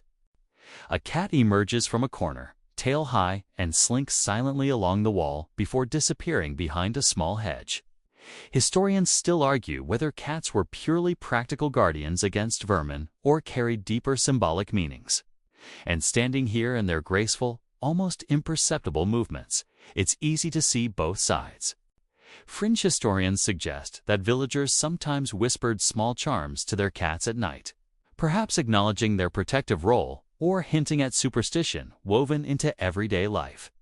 You watch the cat pause, gaze shifting briefly toward the moon, then continue its stealthy patrol. Its quiet presence seems to claim this part of the village as a domain of subtle life and layered energy. You follow the path toward the center, noticing that the scents of evening meals still linger faintly in the air. Someone must have been baking bread or roasting vegetables. The aromas are warm, comforting, and slightly intoxicating in the cool night air. The faint clatter of dishes comes from a nearby cottage, and you pause, letting the small domestic noises wash over you. Each sound, each smell seems amplified at night, creating a rich tapestry of village life that exists beyond your immediate perception during the bustling day. Historians still argue about how much attention medieval villagers paid to such sensory details, but in this moment, it feels as if the night itself is a living, breathing entity, shaping and shaping itself around every scent and sound. A dog stirs near the edge of a stable, letting out a soft growl before settling back into its bed. The low rumble blends with the distant murmur of human voices, creating a layered soundtrack that is both comforting and alive. You move carefully along the path, noting the uneven cobbles beneath your feet, the occasional stray leaf, and the faint glimmer of dew on a patch of grass. Fringe accounts suggest that villagers often paid careful attention to such signs of moisture, interpreting the shine of dew as an indicator of weather or even omens for crops. You chuckle softly at the idea that the night might whisper secrets about rainfall and harvests to those attentive enough to notice. The path curves slightly, bringing you to a small well, its stone edges smoothed by generations of hands. The water glimmers faintly under the lantern light, reflecting the soft flicker of nearby cottages. You pause, noticing how the well seems both practical and symbolic, a source of life, a point of communal gathering, and perhaps a subtle marker of the village's pulse at night. Historians still debate whether communal wells were primarily functional or ritualized spaces, but the quiet, steady hum of activity around this one suggests a delicate balance. Fringe historians claim that some villagers left tiny tokens near wells, coins, herbs, or small charms as offerings for luck or protection. You glance around, half expecting to see one of these little mysteries tucked in the stonework. A faint breeze carries the smell of wet earth, hay, and distant smoke. You notice the rustle of leaves in nearby trees, their branches casting dancing shadows across the path. A bird, perhaps a nightingale or an owl, flits silently through the branches, adding another layer to the nocturnal symphony. You pause to breathe deeply, letting the mixture of scents and sounds wash over you, feeling a profound sense of immersion. The village is alive with details you would miss during daylight, each element human, animal, and natural woven into a rich tapestry of night. You continue along the path, passing a small garden where herbs and vegetables are silhouetted in moonlight. The faint aroma of thyme, rosemary, and lavender fills the air, and you notice the dew clinging to leaves like tiny crystals. Fringe accounts suggest that medieval villagers sometimes harvested herbs at night for medicinal or magical purposes, believing the moonlight enhanced their potency. You reach out and brush a finger along a leaf, inhaling the heady scent, and marvel at the intersection of practical knowledge, superstition, and quiet wonder that informs life here. Historians still debate the exact role of herbs in medieval households, but the care evident in this small garden suggests a balance of survival, tradition, and observation of nature. The lane opens slightly, revealing the village square at the center. Lanterns flicker from multiple cottages, casting long shadows and revealing glimpses of quiet domestic activity. You notice a faint smell of roasted meat lingering from an evening meal, mingled with the subtle sweetness of fruit pies cooling on windowsills. Children's whispers drift through open windows, carrying hints of late-night storytelling or quiet play. You probably won't survive this if you start imagining every whisper as a secret code. But you pause anyway, listening to the delicate layers of life unfolding in the night. Near the square, a small fire burns low in a hearth, its glow reflecting on the cobblestones and illuminating the faces of a few villagers engaged in late chores. One sweeps straw from the edge of a doorway, another stirs a small pot, and a third tends a lantern, refilling oil and adjusting the flame. Historians still argue how routine or ritualized such nighttime chores were. But standing here, you can see the deliberate, fluid rhythm of each movement, the care, the timing, and the shared understanding of responsibility. Fringe historians suggest that even the smallest actions, like adjusting a lantern or tending a hearth, were often accompanied by whispered charms or blessings to ensure protection through the night. You move along the edge of the square, taking in the ambient sounds, the faint drip of water from a nearby gutter, the rustle of leaves in the slight wind, and the low murmurs of activity from open windows. Smoke curls lazily from chimneys, merging with the cool night air and the faint sweetness of herbs and baked goods. You notice a dog lying near the fire, its paws tucked under its chest, eyes half closed, yet alert. The village's nocturnal rhythm is fully apparent here, a delicate interweaving of human, animal, and environmental life that exists quietly alongside the sleeping world beyond. Passing the square, you follow a narrow lane toward a small cluster of cottages near the village edge. The scent of smoke intensifies, mingled with faint traces of hay and manure from nearby stables. You notice small flickers of lantern light inside open windows, illuminating domestic activity. A mother kneads dough, a father sharpens tools, and a child arranges herbs on a shelf. Fringe historians suggest that nighttime domestic rituals often carried layers of practical, social, and spiritual significance, a blending of routine and quiet ceremony that shaped the rhythm of daily life.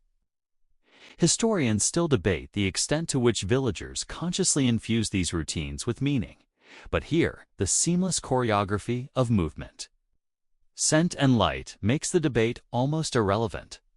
A faint rustle in the shadows draws your attention to a small animal, a rabbit, perhaps, or a hedgehog skittering across the path and disappearing into the undergrowth. The subtle sounds of nocturnal wildlife intermingle with human activity, each layer contributing to the rich sensory tapestry of the village night. You pause to take in the textures, the cool, slightly damp air on your skin, the uneven cobblestones beneath your feet, the sense of smoke, herbs, and earth, and the quiet, persistent hum of life in all its forms.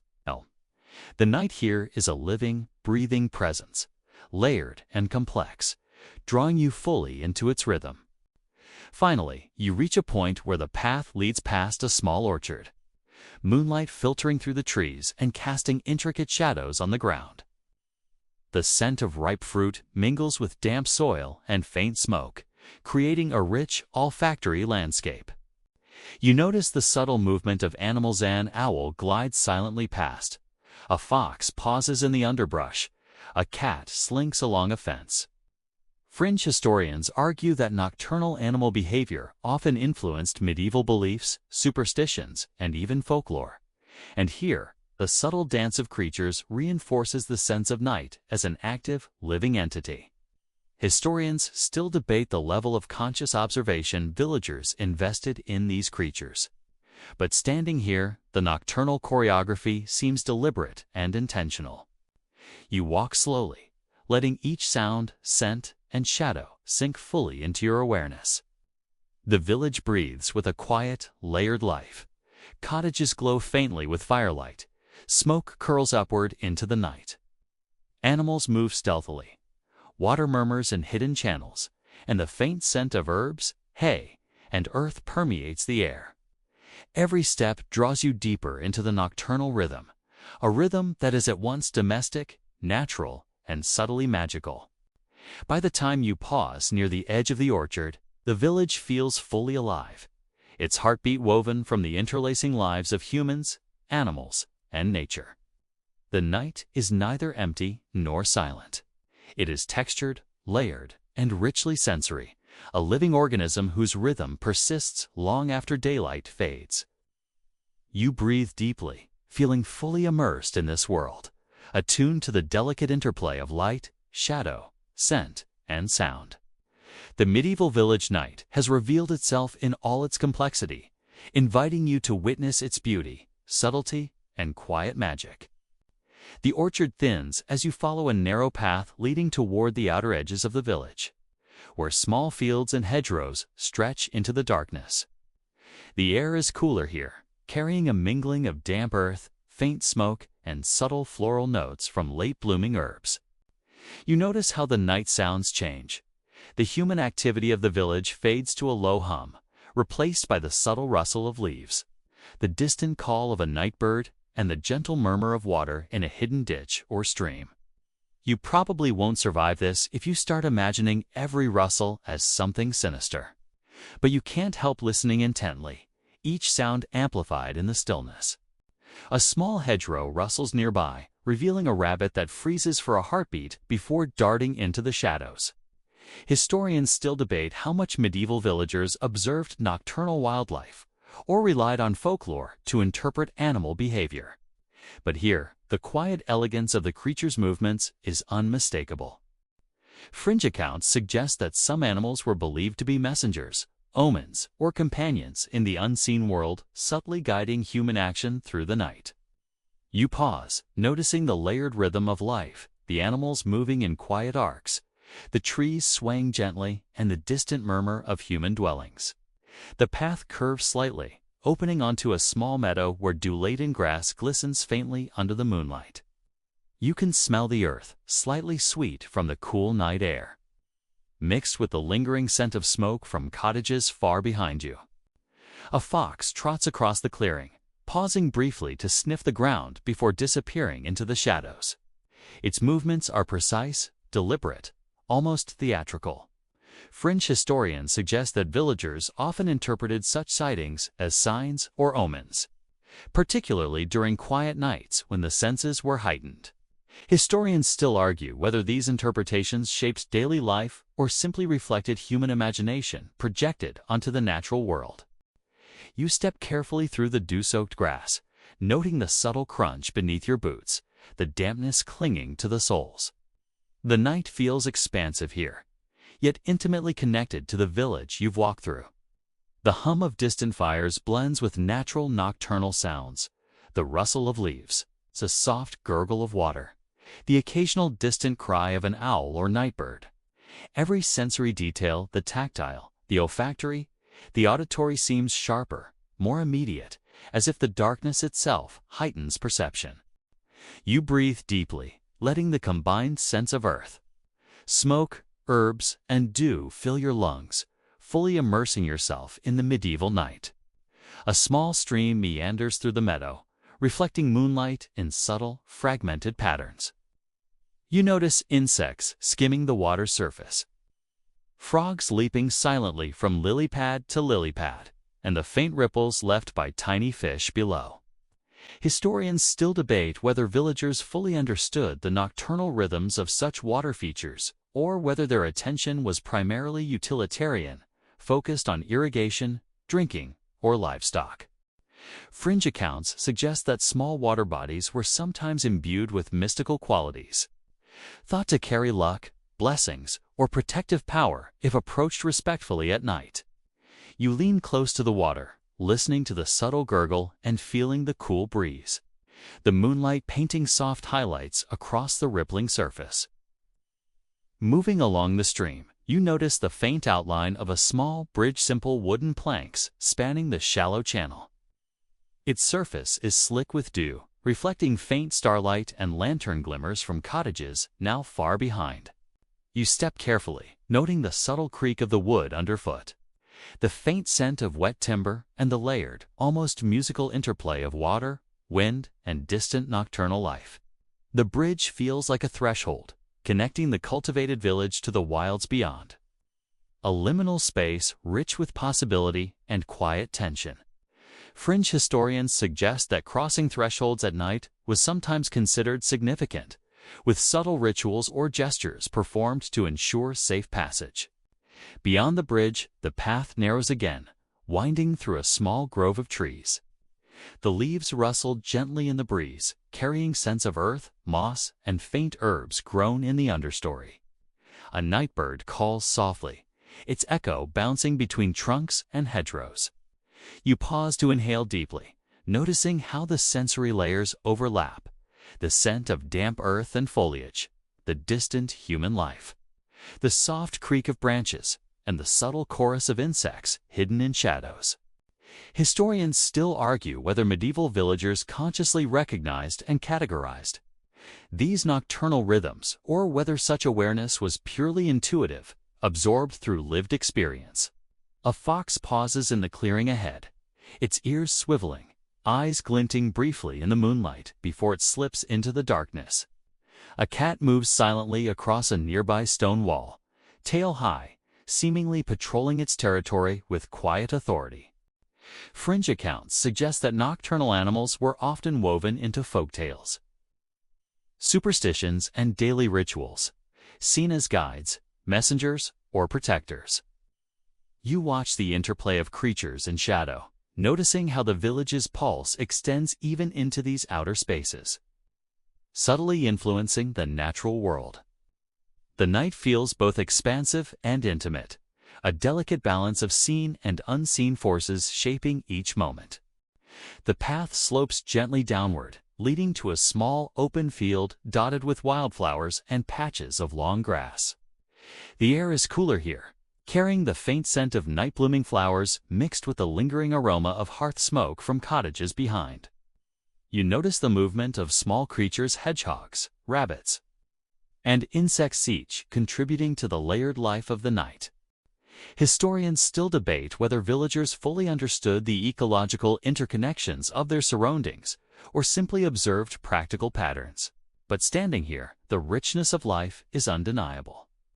Fringe historians suggest that the careful observation of animal and plant behavior at night often informed farming practices, ritual timings, and even social storytelling.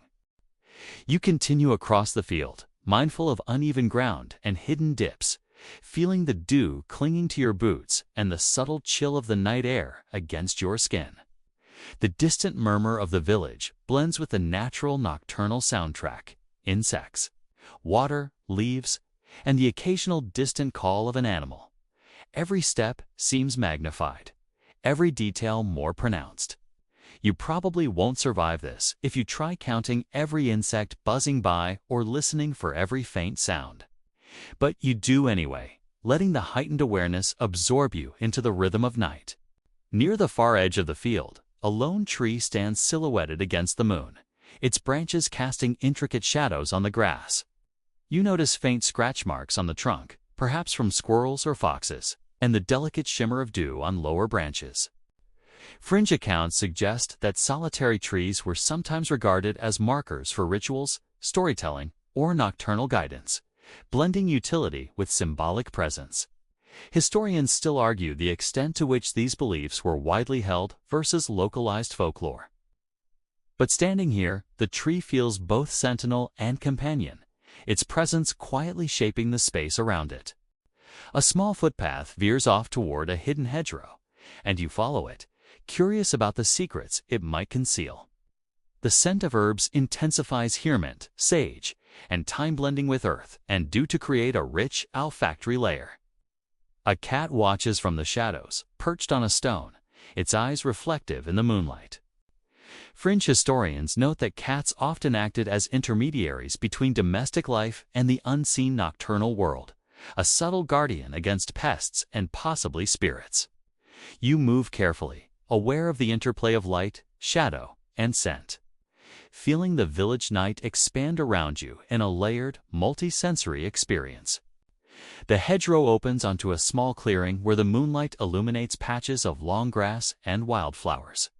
You pause, taking in the quiet, the soft rustle of leaves, the distant murmur of village fires, the faint hum of insects, and the occasional soft plop of water from a hidden stream. Historians still argue how much villagers consciously engaged with such liminal spaces, but here you feel the full weight of their subtle significance, a convergence of natural, domestic, and slightly mystical life. Fringe accounts suggest that travelers at night sometimes paused in these spaces to listen, observe, or perform small protective rituals, attuning themselves to the hidden rhythms of the nocturnal world. As you stand in the clearing, the layered life of the village and its outskirts blends seamlessly, cottages glowing faintly in the distance, smoke curling skyward, animals moving quietly, insects buzzing softly, and water murmuring gently. Every sense is heightened: the tactile feel of dew on your skin, the complex mixture of scents, the subtle rhythms of movement and sound. You breathe deeply, letting yourself be fully immersed in the medieval night, aware that every detail from the smallest insect to the distant glow of a fire forms a cohesive, living tableau. The path curves back toward the village, signaling a return to the familiar cobblestones, low cottages, and gently flickering lights. You notice how the transition from outer field to village center alters the sensory layering, the sense of hearth smoke. Herbs and cooked food intensify, while distant animal sounds blend with subtle human movements. Historians still debate how intentional these sensory transitions were. But walking through them, you feel a deliberate rhythm connecting village life to its surrounding landscape. Fringe historians suggest that such pathways often served as liminal zones where humans, animals, and unseen forces intersected, reinforcing the village's nocturnal cohesion. You take a slow step onto the cobblestones, feeling the familiar texture beneath your feet. The sounds of footsteps, murmured conversation, and distant animals merge with a lingering sense of smoke, herbs, and earth. You probably won't survive this if you try to catalog every detail, but that doesn't matter. You are here, fully present, immersed in the medieval night's subtle choreography. The village, once again, envelops you, its heartbeat steady, layered, and alive.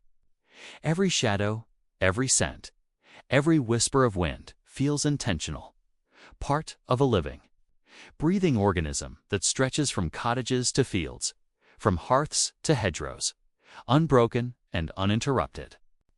The village grows quieter as you move past the familiar cottages and toward the edge of a small lane that curves back toward the central square. The air is cooler now, carrying a mixture of smoke, dew, and the faint scent of herbs left over from evening preparations.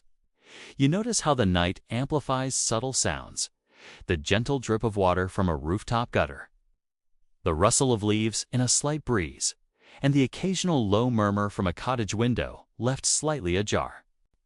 You probably won't survive this if you start imagining that every shadow hides a secret. But you let your senses wander anyway, attuning to the minute details of life at night. A lantern sways gently in a doorway, casting a warm amber glow on the cobblestones. You see the faint silhouette of someone bending over, tending a small fire, or adjusting a pot. Historians still debate whether such late-night domestic chores were purely practical or carried a subtle ritual dimension, but here, the rhythm of their movements feels both deliberate and intimate. Fringe historians suggest that some villagers whispered small charms while performing tasks at night. An intersection of superstition, care, and routine that is almost imperceptible, yet profoundly present in the texture of nocturnal life. You pause for a moment, letting the warm glow of the lantern wash over the lane, noticing how shadows stretch and bend with each flicker. Continuing along the lane, you pass a small stable tucked between cottages. The faint sound of hooves shuffling in straw greets you, accompanied by a soft snort from a horse. The mixed scent of hay, earth, and animal breath is surprisingly comforting in the cool night air. Historians still argue whether livestock care at night was purely functional or carried elements of domestic ritual. But here, the steady rhythm of movement, soft rustling of straw, and occasional low whinny of the horse speak to both survival and subtle ceremony. Fringe accounts even suggest that animals were considered nocturnal companions, guardians of households, and occasionally omens of fortune. Their nighttime behavior closely observed and interpreted. A cat glides silently along a low fence, its tail high and eyes glinting briefly in the dim lantern light. You probably won't survive this if you begin ascribing messages or intentions to every movement. Yet you can't help but notice the almost ritualistic elegance in the animal's nocturnal patrol. Cats were often more than practical vermin hunters. Fringe historians argue that they acted as spiritual intermediaries, bridging human and unseen worlds. You pause, watching it disappear into the shadows, aware that the night is a shared space for humans, animals, and the unseen rhythms of existence alike. The lane bends, revealing a small courtyard where a low fire burns, its flicker illuminating cobblestones and a few wooden barrels stacked against the walls. The scent of wood smoke, damp earth, and faint traces of herbs hangs in the air. Someone murmurs softly from inside a nearby cottage, their voice blending seamlessly with the subtle sounds of the night. Historians still debate the extent to which nighttime human activity carried social significance beyond mere survival. But here, the layered soundscape, the murmur, the fire's crackle, the faint shuffle of feet suggests both connection and calm continuity. You step carefully across the courtyard, noticing small impressions in the cobblestones, faint footprints from earlier evening, hoof marks from a donkey or horse, and the occasional scuff of a cartwheel. Fringe accounts indicate that villagers sometimes read such markings as omens or signs, interpreting small traces of movement for clues about fortune or danger. You lean down to examine a hoofprint, imagining the quiet rhythm of a horse moving through the village after dark, carrying both goods and stories from one home to another. Beyond the courtyard, the lane narrows further, lined with low hedges and the occasional small tree. Moonlight filters through the leaves, casting shifting patterns across the stones. The faint scent of night-blooming flowers mingles with earth, hay, and lingering smoke. You notice the occasional movement of nocturnal animals, a hedgehog snuffling along the hedge base, a rabbit darting across the lane, and insects tracing invisible paths in the air. Historians still argue how intentional villagers' observations of nocturnal wildlife were. But it's clear that human and animal lives intertwined delicately, each movement layering into the quiet symphony of night. A small pond appears at the edge of the lane, its surface reflecting moonlight in scattered, shimmering patterns. You pause, listening to the faint gurgle of water and the occasional plop of a frog leaping from lily pad to lily pad. The scent of wet earth and floating vegetation is strong, mixing with distant smoke from the village. Fringe historians claim that water bodies at night were sometimes regarded as portals or liminal spaces, where unseen forces or spirits might gather. Historians still debate the prevalence of such beliefs, but standing here, you can sense the subtle intersection of practical and mystical life, a place of reflection, observation, and quiet wonder. Moving along the pond's edge, you notice a small wooden bridge, slick with dew and faintly reflecting the stars above. Each step creaks softly, blending with the natural chorus of insects, water, and leaves. You probably won't survive this if you imagine the bridge as a secret stage for unseen villagers or spirits, Yet the suggestion of narrative hangs subtly in the air. Fringe accounts suggest that crossing such thresholds at night could carry symbolic significance, safe passage, fortune, or protection. You move deliberately, aware of the textures beneath your feet. The scent of wet timber and the faint scent of herbs pressed into nearby foliage. Beyond the bridge, the path opens into a small field where the moonlight casts long, intricate shadows across dew-laden grass. The air is cool, carrying the mingling scents of earth, herbs, and distant smoke. You notice small animals moving in the shadows, a fox pausing to sniff, a cat slipping silently along a stone wall, and insects skimming the grass. Historians still debate the degree to which villagers consciously engaged with these nocturnal interactions, but you can feel the subtle web of life surrounding you. Animals, humans, and unseen rhythms coexisting in layered harmony. Fringe historians suggest that observing these small nocturnal interactions often informed practical decisions and sometimes even village folklore. You walk slowly across the field, feeling the subtle unevenness of the ground beneath your feet and the soft dew clinging to your shoes. The distant village hum mingles with natural sounds, creating a layered, immersive experience. Lanterns flicker faintly in windows behind you, revealing silhouettes of villagers tending late chores or preparing for sleep. The scents, textures, and sounds of the night converge, emphasizing the interconnectedness of village life, outer fields, and natural rhythms. You probably won't survive this if you attempt to catalog every sound, every shadow, and every scent. But it's impossible not to be fully present in the nocturnal symphony. The path curves gently toward a low grove of trees where the moonlight filters through leaves, casting dappled patterns on the ground. You pause, noticing faint scratch marks on tree trunks, dew clinging to leaves, and small creatures moving stealthily among roots and undergrowth. Fringe accounts suggest that villagers sometimes interpreted these subtle signs as omens or guidance, attuning themselves to hidden rhythms of the natural world. Historians still argue how systematically medieval people observed such details, but standing here, the nocturnal choreography of animals, trees, and humans feels deliberate, meaningful, and alive. Moving onward, the lane brings you back toward the village, narrowing as cottages and fences appear in the distance. The air carries the mingled scents of hearth fires, herbs, and dew-soaked earth. You notice the faint glow of lanterns, smoke curling from chimneys, and the soft murmur of activity behind partially closed windows. The night feels intimate yet expansive, a delicate balance of human, animal, and natural rhythms. Every shadow, sound, and scent layers seamlessly into a living, breathing tapestry. As you walk along the final stretch toward the village center, you pause to take it all in. The flickering lanterns, the quiet chorus of nocturnal creatures, the faint warmth of distant hearths, the subtle texture of dew-laden grass, and the layered scents of herbs, smoke, and earth.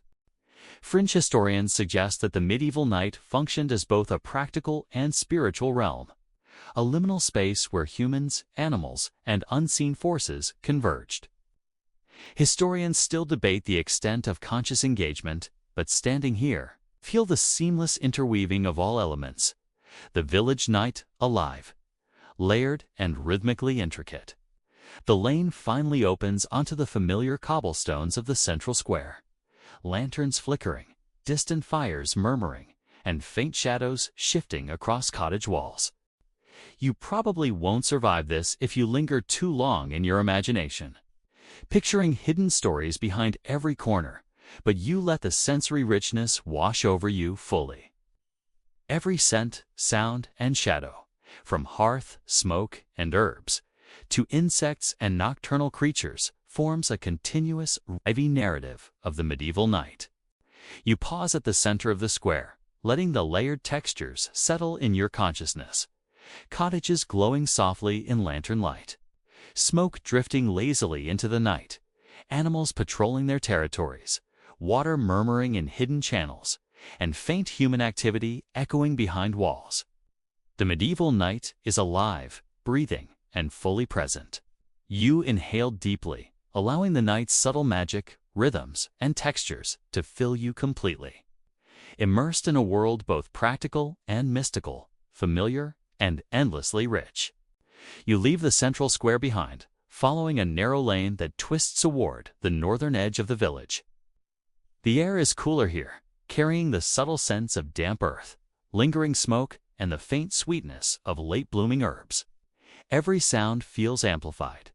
The gentle creak of a shutter, the soft murmur of someone inside tending a hearth, and the occasional rustle of leaves stirred by a faint breeze. You probably won't survive this if you start imagining that each shadow hides some secret plot. But the night pulls you forward, your senses heightened, attuned to the nuances of nocturnal life. A faint lantern glow flickers from a small cottage to your right, revealing a woman moving quietly inside. Her silhouette shifts against the amber light as she stirs a pot, the scent of roasted vegetables and herbs escaping through a slightly open window. Historians still argue whether evening chores were purely practical or partially ritualized. But here, the slow rhythm of movement suggests both domestic efficiency and subtle ceremony. Fringe historians claim that some villagers murmured small charms over fires or food, blending superstition and daily practice in ways almost imperceptible to outsiders. As you continue, the lane narrows further, bordered by low hedges and the occasional small tree. Moonlight filters through the leaves, creating shifting, dappled patterns on the cobblestones. A cat glides silently along a fence, its eyes glinting briefly before disappearing into shadows. Fringe accounts suggest cats were guardians of households and sometimes intermediaries between the human and unseen world. Historians still debate how consciously villagers considered these symbolic roles. But standing here, the cat's elegant, deliberate movements feel purposeful, almost ceremonial within the rhythm of the night. The lane curves gently, leading to a small stone bridge over a narrow stream. The water gurgles softly, reflecting faint moonlight in broken shards of silver. You pause, noticing insects skimming the surface, frogs leaping silently, and the faint scent of wet earth mingling with herbs pressed along the stream's edge. Fringe historians argue that streams and water features were considered liminal spaces, sometimes imbued with protective or mystical qualities. Historians still debate the prevalence of such beliefs, but the quiet, deliberate presence of water and the life it sustains is undeniable. You lean over the bridge, letting the subtle rippling of the stream synchronize with your own breathing. Continuing beyond the bridge, you enter a small clearing where dew-laden grass shimmers faintly in moonlight. The air carries the scent of earth, smoke, and faint floral notes from nocturnal blooms. A fox pauses in the shadows, ears alert, eyes glinting, before slipping silently into undergrowth. A hedgehog snuffles along the base of a nearby tree. And you probably won't survive this if you try to follow each animal with your eyes. Yet the presence of these creatures gives the night depth, rhythm, and narrative. Historians still debate how aware villagers were of such subtle wildlife activity, but it's clear that humans and animals existed in a shared, layered, nocturnal space.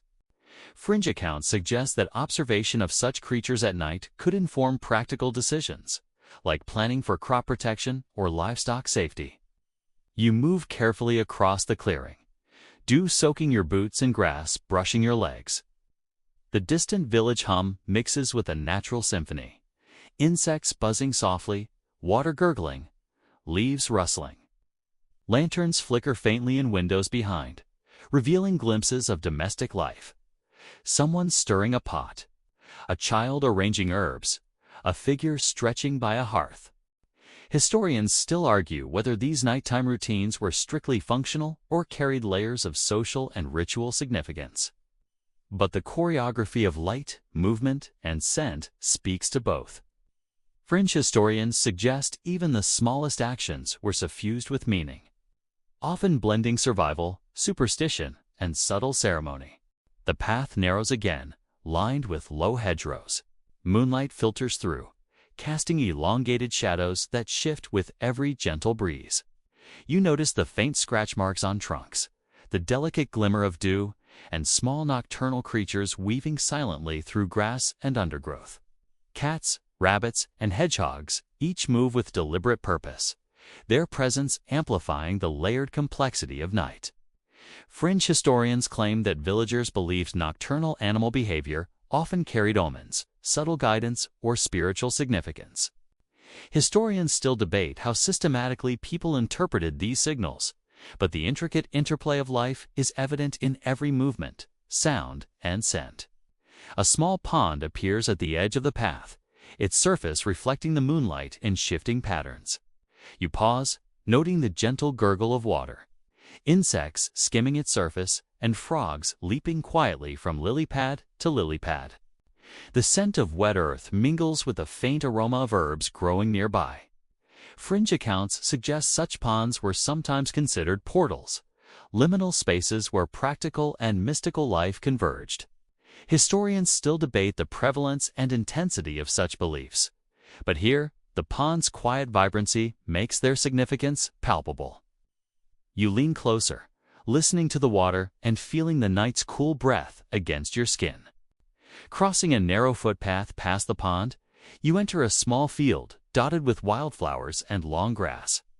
The air is dense with dew and the scent of earth and nocturnal blooms. A fox pauses, then moves silently through the shadows.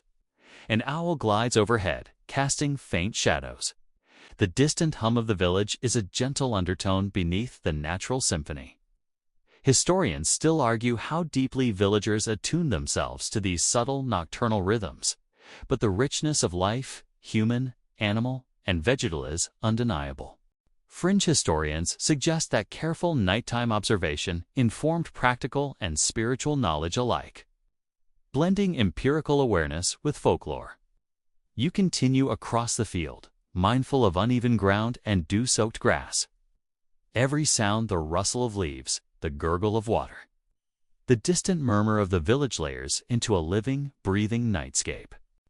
Lanterns flicker faintly behind cottages, smoke curls upward from chimneys, and subtle movements of humans and animals create a delicate choreography. You probably won't survive this if you try to isolate each detail, yet the interwoven sensory tapestry draws you fully into the medieval night. The path curves gently toward a small grove of trees where moonlight filters through leaves, creating dappled patterns on the ground. The subtle scent of herbs and damp soil mixes with faint smoke from cottages beyond. You notice the careful movements of small creatures, hedgehogs, cats, foxes each, adding rhythm and presence to the nocturnal environment. Fringe historians suggest that nocturnal animal behavior was often integrated into village folklore and domestic understanding. Historians still debate the extent to which this awareness was intentional or intuitive, but the careful interplay of life, scent, and sound is evident and compelling. Finally, the lane leads you back toward the village proper. Cottages now clearly visible, lanterns flickering in windows, smoke curling from chimneys.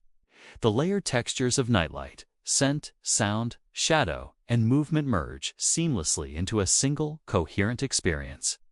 You probably won't survive this if you linger too long in imagination, picturing unseen dramas behind every window.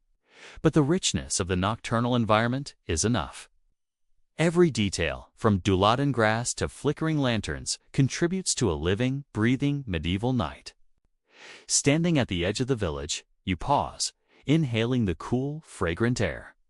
Lanterns illuminate the cobblestones, fires murmur faintly, animals patrol their territories, and distant water gurgles softly. The medieval night is alive, rhythmically layered, and immersive. Every shadow, scent, and sound contributes to a continuous, subtle narrative of domestic life, natural rhythms, and faint mystical presence. You feel fully embedded in this world, attuned to its delicate choreography, fully present in the interplay of humans, animals, and nocturnal forces that make the nights so vivid. The northern lane widens slightly as you leave the cluster of cottages behind and approach the village outskirts, where cultivated fields and hedgerows dominate the landscape. The air is crisp, carrying the mingled scents of damp soil, hay, and faint smoke drifting from distant cottages. The subtle chorus of nocturnal life grows more pronounced here. The soft rustle of leaves, the occasional croak of a frog, the distant flutter of bird wings. You probably won't survive this if you start imagining that every sound signals an unseen drama. But you let your senses roam freely, absorbing the layered complexity of night. A fox pauses in the underbrush, ears twitching, eyes glinting in the faint moonlight, before slipping silently into shadow. Historians still argue how consciously medieval villagers monitored nocturnal wildlife or relied on such observations for practical purposes. Fringe accounts suggest that animals were sometimes seen as messengers or omens, bridging human and natural worlds. You pause, watching the fox's deliberate movement, noticing how its presence shapes the rhythm of the night, almost like a punctuation mark in the unfolding nocturnal narrative. The lane curves gently, revealing a small wooden bridge over a shallow stream. The water glimmers under the moon, reflecting scattered starlight and faint lantern glow from cottages far behind. You lean over, listening to the soft gurgle of water. Insects skimming the surface, and distant frogs leaping from pad to pad. Fringe historians propose that crossing streams at night was often accompanied by quiet rituals, intended to ensure safe passage or invoke subtle protection. Historians still debate how widespread such practices were, but here, the bridge feels like a delicate threshold between cultivated life and the wild nocturnal world beyond. Continuing past the bridge, you enter a meadow where duladen grass glistens in fragmented moonlight. The air carries subtle floral hints from nocturnal blooms, mingled with earthy scents and residual smoke from the village. A cat slips silently through tall grass, tail high, moving with stealthy precision. Fringe accounts suggest that cats acted not only as pest controllers, but as nocturnal guides or guardians, their movements observed and interpreted with subtle reverence. Historians still argue whether such beliefs were localized or widespread, but the presence of the cat adds a quiet, almost ritualistic layer to the nocturnal environment. You follow a faint path across the meadow, mindful of uneven ground and dew-soaked grass. The night hums around you. The rustle of leaves, water trickling in the stream, distant animal calls, and the faint, persistent murmur of the village behind. Lanterns flicker from windows, casting warm amber glows onto cobblestones far off, blending with moonlight to create shifting patterns of light and shadow. You probably won't survive this if you try to catalog each sensory element individually, but letting them wash over you reveals the subtle choreography of nocturnal life. A lone tree rises at the edge of the meadow, its branches casting intricate shadows. The faint scratch of a hedgehog moving through grass, the distant call of a night bird, and the whisper of wind in leaves combine to create a layered soundscape. Fringe historians suggest that trees in such liminal spaces were sometimes considered markers for quiet reflection, ritual observance, or protective symbolism. Historians still debate the significance villagers attributed to solitary trees, but the subtle presence of this one lends a gentle rhythm and a sense of sentinel-like calm to the scene. Beyond the tree, a small orchard appears, its branches heavy with late-season fruit glinting faintly in moonlight. The scent of ripe apples and pears mingles with damp earth and herbs growing along the orchard's edge. A fox slinks along the periphery, a hedgehog rustles through fallen leaves, and a bird glides silently overhead. Fringe accounts suggest that orchards were sometimes sites for quiet, nocturnal observation, where villagers noted animal behavior, weather conditions, or subtle environmental cues. Historians still argue how systematically such observations were recorded or interpreted. But the nocturnal symphony here is undeniable, a delicate interweaving of flora, fauna, and human awareness. Moving through the orchard, you notice a faint path leading to a small pond, its surface broken only by the occasional insect ripple. You pause, letting the subtle gurgle of water, the rustle of leaves, and the distant hum of the village blend into a single layered experience. Fringe historians claim that ponds and small water features were sometimes considered liminal spaces where practical, mystical, and social observations intersected. Historians still debate the prevalence of such beliefs, but the pond's reflective surface, the faint shimmer of moonlight, and the subtle chorus of nocturnal life reinforce the idea of night as a living, breathing environment. Continuing along the path, the air grows cooler and denser with the mingled scents of damp soil, herbs, and faint smoke. Lanterns glow faintly from cottages in the distance, their warm light providing subtle contrast to the pale moonlight. A cat watches silently from a low wall, its tail flicking as it assesses the movement of a nearby rabbit. Fringe accounts suggest that villagers sometimes attributed protective qualities to such nocturnal watchers, blending superstition, observation, and practical awareness. Historians still argue whether these beliefs were consciously integrated into domestic life or emerged more intuitively, but their subtle influence is palpable. The path widens as you approach the northern edge of cultivated fields, the open night stretching before you. Insects trace invisible arcs above long grass, frogs leap silently, and occasional distant animal calls punctuate the layered hum of nocturnal life. Lanterns and distant fires create patches of warmth against the cool air, highlighting the delicate interplay of light and shadow. You probably won't survive this if you overanalyze each sound and movement. But the immersion is intoxicating, revealing the medieval night as a space of intricate, layered life where humans, animals, and nature exist in delicate balance. A small wooden fence borders the path, dew glistening along its top. You notice tiny footprints of rabbits, perhaps a fox or cat, and subtle scuff marks from hoofs. Fringe historians claim that observing these markings informed practical decisions, such as livestock safety, crop protection, or even the timing of chores. Historians still debate whether such observations were formalized or largely intuitive, but standing here, the interconnectedness of life animal, human, and environmental is undeniable. The medieval night pulses with subtle choreography, a living organism where each movement, scent, and sound contributes to its quiet, layered narrative. Crossing the fence, you approach a small grove of trees. Moonlight filters through leaves, casting moving shadows across dew-laden grass. A hedgehog snuffles along the base of a tree, a fox pauses in the undergrowth, and insects hum faintly in the warm night air. Fringe historians suggest that such groves were sometimes seen as protective spaces or as markers for quiet reflection and observation. Historians still debate the broader significance of these areas, but the interplay of life, scent, and sound here reinforces the depth and subtle magic of nocturnal village landscapes. Finally, the path curves back toward the familiar lanes and cottages of the village.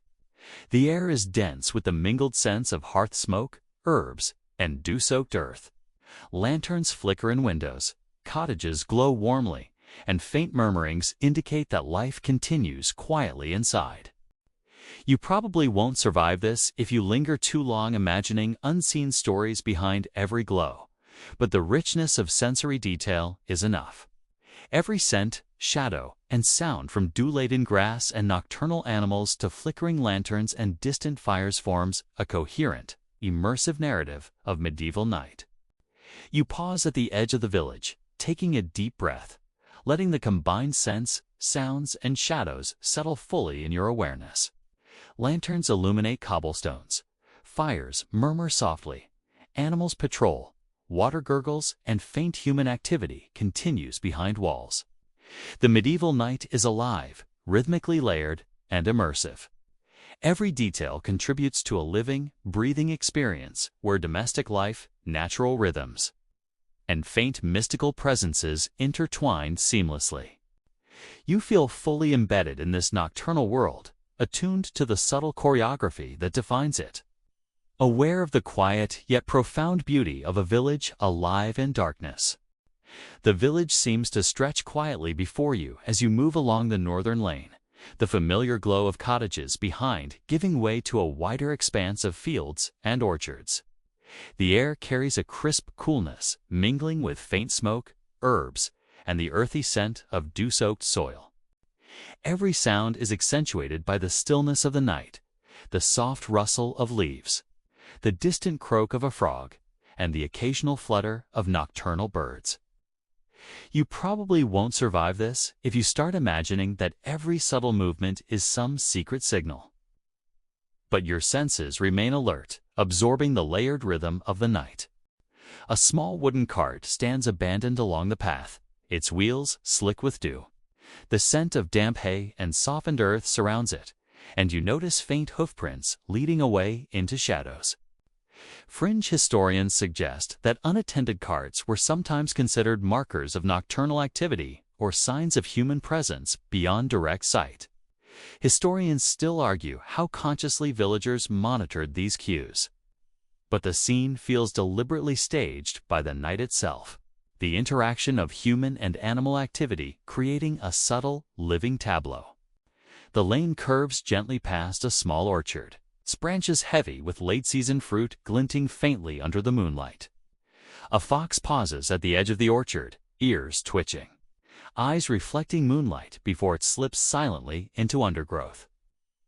Hedgehogs snuffle through the fallen leaves, insects trace invisible arcs above grass, and faint nightbirds call in the distance. Fringe accounts suggest that orchards were sometimes sites for nocturnal observation, where humans could note animal behavior, weather patterns, or even subtle changes in moonlight. Historians still debate how systematically villagers recorded such observations, but the nocturnal richness here is undeniable. You continue along the orchard path, the grass brushing your legs, dew soaking your boots.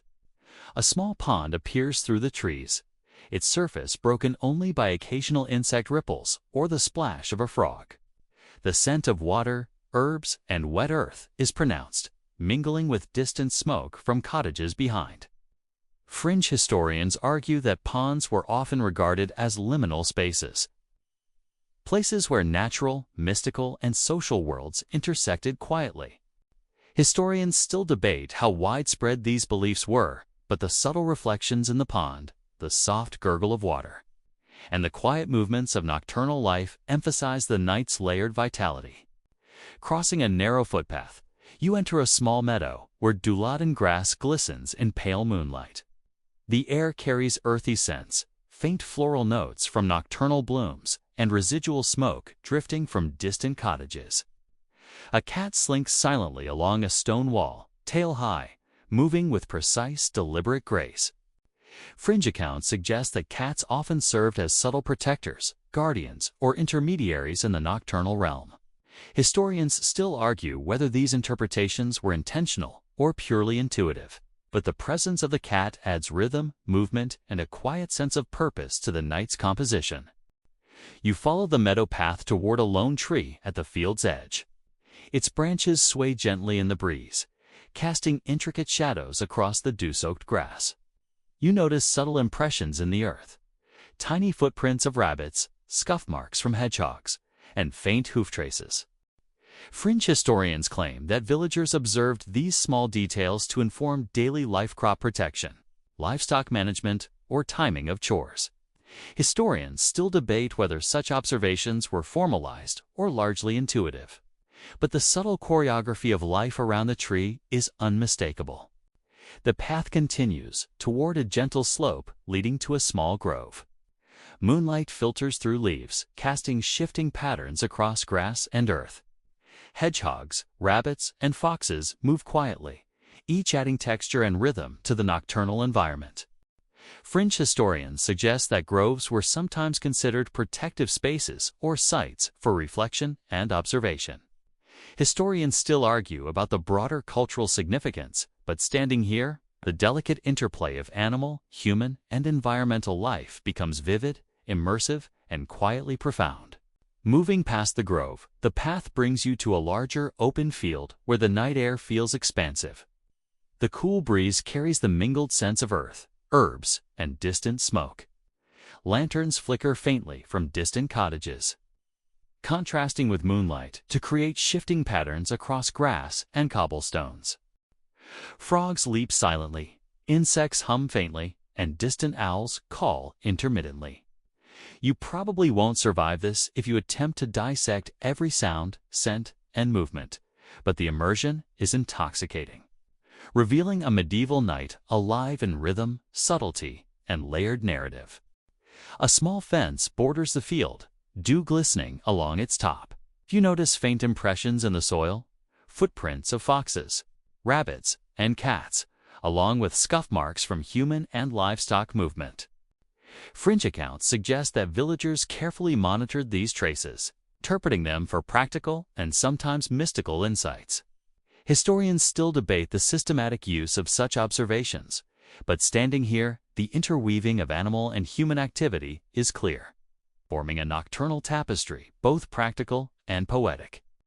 The path slopes gently back toward the village as you leave the open field. The air grows warmer, tinged with the scent of hearth smoke, herbs, and the faint aroma of baked bread from distant cottages. Lanterns flicker, windows glow, and soft murmurs of domestic activity provide a subtle human undertone beneath the natural chorus of nocturnal life. Fringe historians claim that such transitional space is between open field and village were often regarded as liminal zones where humans, animals, and unseen forces intersected. Historians still debate the prevalence and intensity of such beliefs, but the layered sensory experience is undeniable. Crossing the final stretch toward cottages, the lane narrows and cobblestones reappear beneath your feet. You probably won't survive this if you linger imagining stories behind every flickering lantern. But the textures, scents, and sounds are enough. The village night feels alive, every shadow and subtle movement contributing to an immersive tableau where human, animal, and natural rhythms converge seamlessly. Lanterns glow warmly, smoke curls lazily from chimneys, and the distant gurgle of a stream provides a gentle undercurrent to the layered symphony. You pause at the village edge, taking a deep breath of night air filled with subtle fragrance, sound, and motion. Lanterns illuminate cobblestones, fires murmur softly, nocturnal animals patrol, and faint human activity continues behind walls. The medieval night is alive, immersive, and rhythmically layered.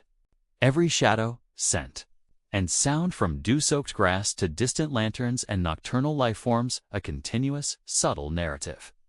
You feel fully embedded in this nocturnal world, aware of its quiet magic, rhythmic layering, and the delicate choreography of life thriving in darkness.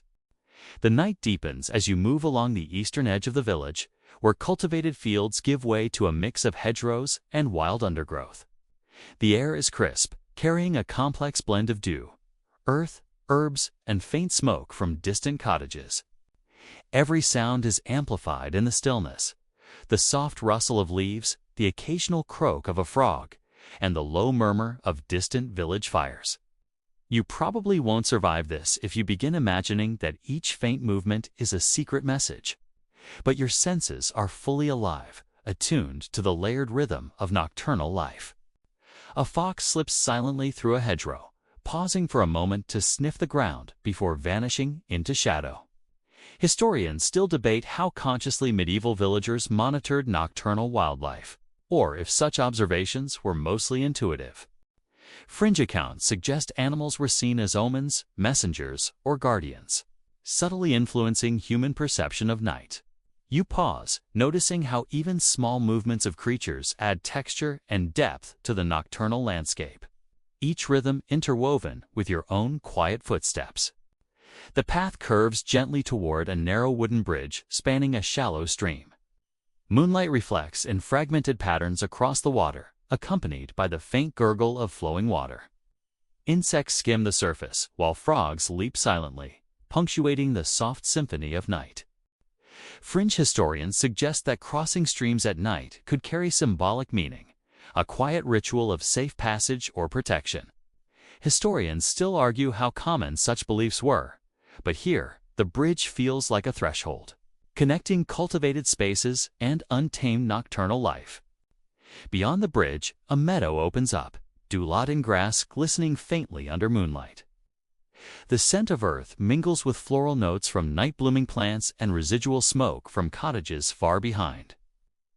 A cat slinks along a low stone wall, tail high, moving with graceful precision. Fringe accounts suggest cats were guardians, intermediaries, or guides within nocturnal spaces. Historians still debate the extent to which villagers integrated such symbolic interpretations into daily life. But the cat's silent movements enhance the rhythm and subtle drama of the night.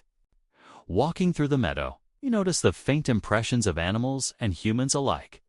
Rabbit footprints, fox tracks, and scuffs from livestock movement. Fringe historians claim villagers sometimes interpreted these signs as guides for practical or mystical purposes, from planning chores to gauging luck. Historians still argue whether these observations were deliberate or largely intuitive. But the layered interplay of movement, scent, and sound is unmistakable. You pause to inhale deeply, letting the rich tapestry of nocturnal life fill your senses completely. A lone tree stands at the meadow's edge, its branches swaying in the soft night breeze. The moonlight filters through the leaves, casting elongated, shifting shadows across dew-soaked grass. Hedgehogs snuffle along the base, and an owl glides silently overhead. Fringe historians suggest such trees were sometimes seen as protective markers, places for reflection or focal points for observing nocturnal life. Historians still debate the broader significance of these spaces, but standing here, you feel the deliberate layering of life, the subtle choreography of animal movement, human awareness, and natural rhythms. The path continues into a small orchard, branches heavy with late-season fruit. The smell of ripe apples and pears mixes with damp earth and herbs growing along the orchard floor. A fox pauses at the edge, a hedgehog rustles through leaves, and insects hum faintly in the warm air. Fringe accounts suggest that orchards were often sites for nocturnal observation, where villagers noted subtle signs from nature, animals, and the environment. Historians still debate how methodical these observations were, but the orchard pulses with layered, quiet life. Following a faint path, you reach a small pond reflecting the moon in a silvery shimmer. The water is interrupted only by occasional insects or the splash of a frog. The scent of wet earth, vegetation, and distant smoke fills the air. Fringe historians argue that such ponds were sometimes considered liminal spaces, where practical, mystical, and social life intersected. Historians still debate the prevalence of such beliefs, but the reflective surface, gentle gurgle, and subtle nocturnal chorus make the pond feel both alive and quietly sacred. Crossing a narrow footpath from the pond, the lane opens onto a large, open field. Duladen grass glistens in pale moonlight, carrying the scents of earth, herbs, and residual smoke. Frogs leap, insects hum, and distant owls call intermittently. Lanterns glow faintly from distant cottages, blending with moonlight to create an intricate dance of light and shadow. You probably won't survive this if you try to isolate every detail, but letting the sensory richness wash over you reveals the medieval night as a living, layered narrative where humans, animals, and nature converge seamlessly. A small wooden fence borders the path, its top glistening with dew. Tiny animal tracks and subtle scuff marks hint at foxes, rabbits, and domestic cats. Fringe accounts suggest that villagers carefully read such signs, interpreting them for practical or mystical purposes. Historians still debate whether these observations were systematic or intuitive, but the interweaving of animal and human activity is undeniable, forming a subtle nocturnal choreography that shapes the field's atmosphere. The path slopes gently toward a grove of trees, where moonlight filters through the leaves. Hedgehogs and rabbits move quietly, foxes pause in the undergrowth, and insects hum softly. Fringe historians suggest that groves were sometimes regarded as protective or liminal spaces, used for observation, reflection, or quiet ritual. Historians still argue the significance of such spaces, but the subtle choreography of nocturnal life, the interplay of shadow, scent, sound, and movement, is immersive and vivid. Finally, the path bends back toward the village, cottages and lanterns becoming visible in the distance. Smoke curls lazily from chimneys, fires murmur faintly, and soft domestic movements hint at continued human activity behind walls. You probably won't survive this if you linger imagining unseen dramas in every window. But the layered sensory environment is enough to draw you fully into the medieval night. Every scent, sound, and shadow, from dew-soaked grass and nocturnal animals to flickering lanterns and distant fires, forms a continuous, living narrative of the night. You pause at the village edge, inhaling deeply. Lanterns illuminate cobblestones, fires murmur, nocturnal animals patrol, and human life continues subtly behind walls. The medieval night is alive, immersive, and rhythmically layered. Every shadow, scent, and sound contributes to a quiet, living story where domestic life, natural rhythms, and mystical undertones coexist seamlessly. You are fully embedded in this nocturnal world, aware of its subtle choreography, quiet magic, and the layered presence of life thriving in darkness.